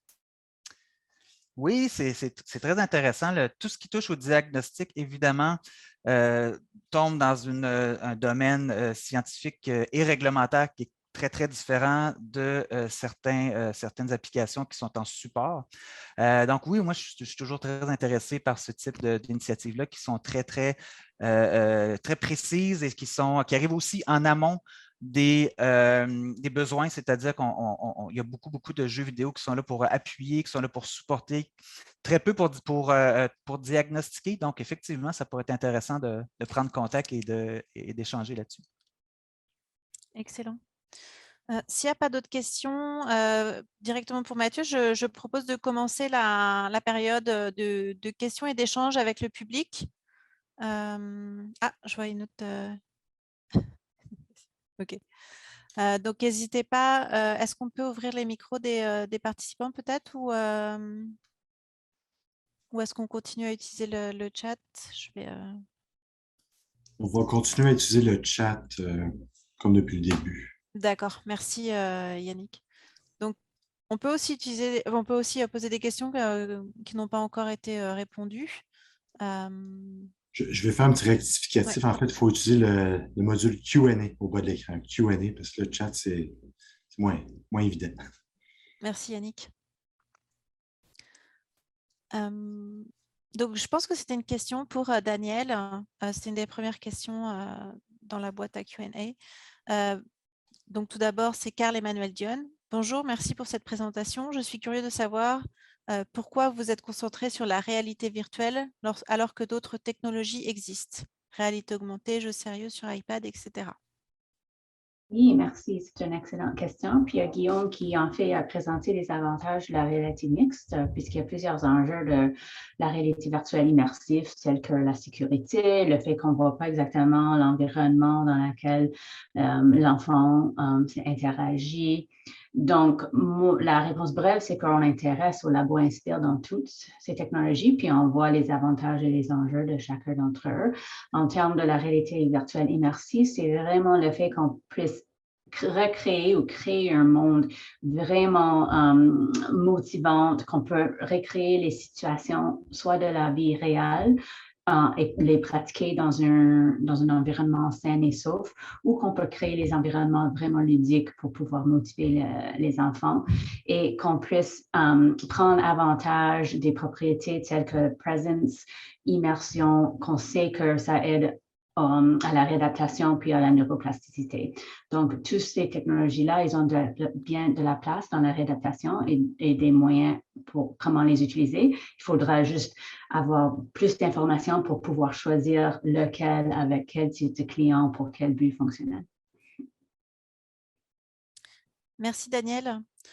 Je vais poser une autre question, puis après, je vais laisser Miled continuer. Il y a eu plusieurs personnes qui sont interrogées au niveau de l'efficacité de ces thérapies pour les aînés, ou est-ce qu'il y avait des jeux qui avaient été développés justement pour les personnes plus seniors? Alors, je pense que ça s'adresse à l'ensemble d'entre vous. Donc, je vais laisser Pascal répondre. Oui, ben, peut-être. En tout cas, il y a un studio montréalais qui s'appelle Super Splendid, qui a été fondé par Jeff Malouin, qui, lui, va visiter différentes régions du Québec pour filmer en 360 degrés, puis il peut ramener dans des casques de réalité virtuelle ces parcours-là un peu, si on veut dire, dans des endroits naturels, à des gens qui sont en fin de vie. Donc ce genre d'initiative-là, en tout cas la réalité virtuelle, par exemple, pour traiter certains troubles cognitifs, c'est très utilisé, puis il y a beaucoup d'exemples dans la littérature qu'on peut trouver là-dessus. Excellent, merci. Est-ce que quelqu'un d'autre veut réagir sur cette question? Oui, ben, de notre côté, on s'y intéresse également. Quand on a commencé à travailler avec la réalité virtuelle, la capacité des casques était très limitée. Donc, ça se prêtait mieux à un environnement qu'on appelle low poly, qui ressemble plus à du Minecraft ou des environnements très, très polygonaux. Puis, on sait que pendant que les aînés, si on les met dans ces environnements-là, pour eux, c'est beaucoup trop loin de leur point de référence. Donc, avec les casques qui deviennent de plus en plus performants, on s'y intéresse pour des environnements beaucoup plus photoréalistes. Donc, on essaie de travailler avec différentes technologies, différentes façons de développer nos jeux pour qu'une fois qu'on les plonge dans ces environnements-là, que le sentiment, comme on a déjà parlé, d'engagement, de présence soit bon. Et donc, c'est quelque chose qui nous intéresse également. De notre côté, les Epito 360, c'est un excellent exemple. Ça permet d'avoir des banques de vidéos très, très variées, des environnements différents. Nous, on s'y intéresse davantage avec des engins de jeux vidéo style Unreal sur lesquels on développe, ou comme Unity, par exemple, où est-ce qu'on se regarde d'avoir une forme d'interaction. Donc, notre studio Paperplane Therapeutics, c'est vraiment plus dans les expériences interactives. Donc, à ce moment-là, ça prend des environnements générés par ordinateur. Mais c'est sûr qu'il y a un gros potentiel et je pense que tout ce qui est la COVID a mis en lumière, je pense, toutes les lacunes qu'on a par rapport aux soins aux aînés. Donc, je pense qu'effectivement, ça pourrait devenir, ce serait pour eux très, très intéressant, sachant le niveau d'isolement, surtout pour les résidences de soins de longue durée. Donc, je pense que c'est une avenue très, très intéressante. Merci. Daniel, tu veux réagir? Oui, juste brièvement, un autre enjeu à garder à l'esprit pour les gens aînés qui ont souvent des troubles d'équilibre, c'est que en termes de visiocasque, le pesanteur des visiocasques, en fait, ça peut changer leur équilibre, puis ça peut avoir un effet plus ou moins néfaste sur l'équilibre que tu vises à améliorer avec le visiocasque. Donc, c'est juste quelque chose à garder à l'esprit. Ça fait du sens aussi pour les enfants, mais aussi pour les aînés, que des fois, juste même le fait d'avoir le visiocasque, ça est réduit en pesanteur à ce moment, mais il faudra garder ça à l'esprit aussi. Merci. Si Je ne vois pas d'autres réactions, donc je vais laisser Miled prendre le... C'est une question pour encore le docteur Lévesque. Quelle est l'application la plus courante, maladie ou handicap, pour laquelle vous utilisez ces outils numériques et quels sont les effets à long terme sur la progression des patients? C'est une question de Fleur Boubilade. Oui, merci pour la question. Donc, moi, je suis dans la réadaptation plutôt motrice, donc je parle de ça et non cognitif ou social. Mais pour moi, c'est vraiment la population des enfants ayant une paralysie cérébrale, puisque c'est la plus grande population des enfants qui reçoivent la réadaptation. Et c'est plutôt pour améliorer le contrôle moteur, soit du monde supérieur ou le contrôle d'équilibre de la posture. Et puis, c'est vraiment une bonne question. C'est ça ce qu'on pose. Est-ce que ça fonctionne? Quels sont les effets? Et puis, on sait pour les environnements non immersifs, tels que qui sont comme Gentronics, ceux qui sont affichés sur un écran plat, on a des bons résultats avec ces types d'environnements-là, puisque ça fait plus que 10-15 ans qu'on augmente nos preuves avec la réalité virtuelle immersive. Ça vient vraiment juste de devenir applicable puis de réduire en prix pour qu'on puisse faire la recherche. Donc, on ne sait pas encore, on n'a pas encore des preuves, mais c'est ça ce qu'on essaie de faire. Donc, c'est à voir avec la recherche qui est en cours à ce moment, quels seront les effets. La question, c'est que est-ce que les améliorations qui se passent dans la réalité virtuelle, est-ce que ça transfère dans le monde réel? C'est pas assez si on améliore sur le jeu. Il faudra qu'on améliore aussi dans nos capacités de la vie réelle. Et donc, ça, c'est une grande question pour la recherche. Merci beaucoup pour votre réponse. Nous avons une autre question pour Monsieur Ferland. C'est Vanessa Doué-Vanucci qui demande: est-ce que vous êtes capable de faire des feedbacks également en fonction des émotions des patients au moment des jeux? Vous êtes sûr que c'est une question pour moi? Elle a été posée à... Oh, pardon, c'était à 11h37, donc c'était pour Jean-Simon Fortin. Voilà, ouais, c'est ce que je devine. Autant pour moi. Donc, oui, pour répondre à la question, là, on s'y intéresse également.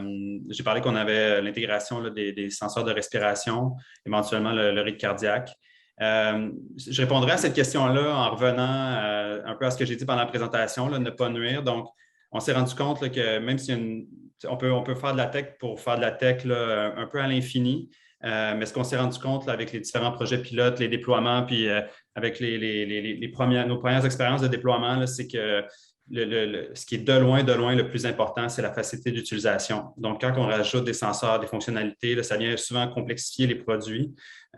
Puis, malheureusement, dans le réseau de la santé, oui, il y a plein de belles opportunités, là, puis peut-être que mes collègues pourront aussi en parler, mais dès que ça devient trop compliqué, là, c'est mis sur une tablette puis on l'oublie. Donc, je dirais qu'on avait plein de grandes idées, plein de beaux projets qui ont tous pas mal été mis sur la glace pour vraiment venir rendre la solution beaucoup plus robuste au niveau de sa facilité d'utilisation. Donc, et c'est impardonnable, le réseau de la santé, si ça bug, si ça ne fonctionne pas comme c'est prévu, si c'est compliqué, si ça prend une formation trop longue, s'il n'y a pas de support technique. C'est toutes des raisons pour lesquelles ces technologies-là vont tomber dans l'oubli. Donc, on a vraiment mis l'accent là-dessus. Maintenant, pour revenir plus à la question, oui, c'est des choses qui nous intéressent, mais il faut toujours voir, et ça a été repris un peu par le professeur Levac, là, donc il faut juste s'assurer qu'il y a une réelle plus-value quand on rajoute ce genre de modalités-là. Donc, oui, ça nous intéresse, mais il faut vraiment que ça réponde à un besoin. Donc, il faut vraiment développer une fonctionnalité, ajouter un senseur, rajouter de la complexité au niveau de la technologie s'il y a un réel besoin. Et s'il y a un réel besoin, il faut être capable de le démontrer. Donc, ce n'est pas nécessairement parce que ça plaît à l'esprit que ça doit se retrouver dans la solution. Il faut après ça que ça passe à travers une validation scientifique et qu'on démontre que, hors de tout doute raisonnable, là, ça apporte des bienfaits. Et des bienfaits, après ça, il y a le challenge au niveau commercial. Est-ce que les gens sont prêts à payer pour ces bienfaits-là? Est-ce que le prix va en fonction de ce qui est gagné? Donc, ça fait un peu un résumé de la trajectoire d'un produit, mais je dirais que c'est quand même des choses qui nous intéressent. Et encore là, l'intelligence artificielle, on en a entendu beaucoup parler. Dans certains cas, c'est une aide indispensable, mais de l'intelligence artificielle juste pour de l'intelligence artificielle, ça ne sert à rien. Donc, il faut vraiment que ça réponde à des besoins. Donc, c'est toutes des choses sur lesquelles on veut bâtir, mais toujours en gardant en tête que ça doit répondre à des besoins de nos clients, mais surtout des patients. Donc, c'est pour eux qu'on le développe. Merci beaucoup, Jean-Simon. J'ai une question un peu plus ouverte qui s'adresse à vous tous. C'est quels sont les principaux enjeux pour mettre en place ces collaborations donc, entre les cliniciens, les personnes du jeu vidéo pour pouvoir travailler en, fait, en collaboration et quels sont les bénéfices associés à ces collaborations? Peut-être me risquer. Par expérience, en fait, Pascal en a adressé la situation. Je pense que le vocabulaire utilisé, les mécaniques qu'on utilise ou les façons de faire dans nos processus au day-to-day, je pense que c'est un des éléments vraiment qui peut être un deal breaker de collaboration. Ça prend un certain équilibre entre je vais dire, pour nous, on est une start-up, là, on est une petite entreprise, mais entre la vitesse à laquelle on veut aller, puis la vitesse à laquelle les chercheurs ou le système de la santé souhaitent aller ou sont confortables d'aller. Donc, il faut trouver une zone de confort pour les deux. Nous, dans le fond, on a développé en partenariat avec l'UQTR dans notre processus d'études cliniques une façon de faire un mode de développement qui était itératif en collaboration avec des chercheurs pour justement permettre à d'autres développeurs de trouver cet équilibre-là, qui souvent peut être une source de frustration. Tantôt, on disait que c'était souvent difficile, justement, ces collaborations-là pour des raisons comme ça. Fait que de développer des outils, puis, tu sais, nous, c'est des fiches techniques. On a voulu ça. On a voulu que ce soit vraiment très parlant pour les développeurs. Mais je pense, en tout cas, pour nous, ça a été le défi majeur. Ça reste que ça a été extrêmement pertinent. Puis dans l'optique où ce qu'on veut faire du vidéo sérieux puis qui a un réel impact, que ce soit au niveau du thérapeutique, éducatif, etc. Je pense que le réseau est un incontournable. Les chercheurs sont des incontournables qui ont des réseaux, des sources d'informations auxquelles nous, on ne pense pas, puis que c'est une collaboration qui est vraiment importante là, à maintenir. Si je peux me permettre d'ajouter un élément là-dessus, je dirais que c'est aussi plus facile de collaborer quand il y a un intermédiaire privé. Je m'explique, c'est que dans le projet actuel dont je viens de parler, à aucun moment Ubisoft n'a eu l'intention de commencer à faire de la distribution dans les cliniques d'optométrie, d'ophtalmologie ou tout ça. Ce n'est pas notre métier, on ne sait pas faire ça. Donc, ça prend une entité qui prend le leadership du produit, qui a envie de le pousser, qui a envie d'amener le projet à terme au niveau de distribution. Et là, on est capable d'associer des éléments, en fait, une capacité d'intégration scientifique et une collaboration qui nous permet de passer du point A au point B et d'avancer dans le temps sur le projet et non pas sur l'intention. Donc, il y a une nuance, en fait, selon le niveau et la maturité de certaines innovations et de certaines recherches. Peut-être juste pour finir là-dessus, je pense que les gens aussi sous-estiment énormément la difficulté, puis les coûts, puis les équipes que ça prend pour faire du jeu vidéo. Donc, souvent, on a l'impression quand on voit ça de l'extérieur que je veux juste avoir un bouton rouge puis un bouton bleu, puis les budgets sont super bas, mais la réalité, c'est faire des jeux vidéo de qualité qui sont engageants, qui peuvent justement, comme on disait plutôt, compétitionner avec les jeunes qui sont habitués à des Fortnite, qui sont habitués à des jeux de qualité, ben, ça prend beaucoup d'argent puis beaucoup de temps aussi à développer avec des équipes qui sont multidisciplinaires. Donc, tout ça, ça rajoute aussi énormément de complexité à ces projets-là parce que souvent, c'est des projets qui sont plus expérimentaux avec des plus petits budgets. Donc, ça demande des gros investissements quand même avec, on va dire, beaucoup plus d'incertitudes dans les résultats parce que toutes les gates de validation scientifique ajoutent par rapport à des jeux vidéo traditionnels où les gates sont plus marketing seulement. Merci beaucoup pour toutes vos réponses. Est-ce que, Barbara, tu as quelque chose à ajouter? Non, j'ai pas de nouvelles questions de mon côté. Merci à tous, merci beaucoup pour votre participation. C'était un réel plaisir de co-animer ce webinaire avec Barbara. Toutes vos présentations ont été hyper intéressantes, comme vous avez pu le voir avec tout l'engagement au niveau des questions et du chat. Si tu veux rajouter un mot, Barbara. Je voudrais remercier tous les invités, tous les participants. Je sais qu'il y a peut-être certaines questions qui n'ont pas été posées. Mais si je pense à Nathalie Parent, je ne sais pas si tu es toujours là. On peut éventuellement pouvoir redistribuer les questions aux invités. Donc voilà. Donc merci à tous. Et puis, bonne journée à tout le monde. Au fait, une dernière annonce avant de partir, c'est qu'il y aura un 3e webinaire de Ivado et MedTech Plus qui se tiendra le 13 avril 2022 et qui sera sur la thématique du Human Brain Interface. Donc, nous vous tiendrons au courant des avancées sur ce webinaire. Merci encore à tous et une très bonne journée à tout le monde. Au revoir. Merci, au revoir. Au revoir. Merci, au revoir.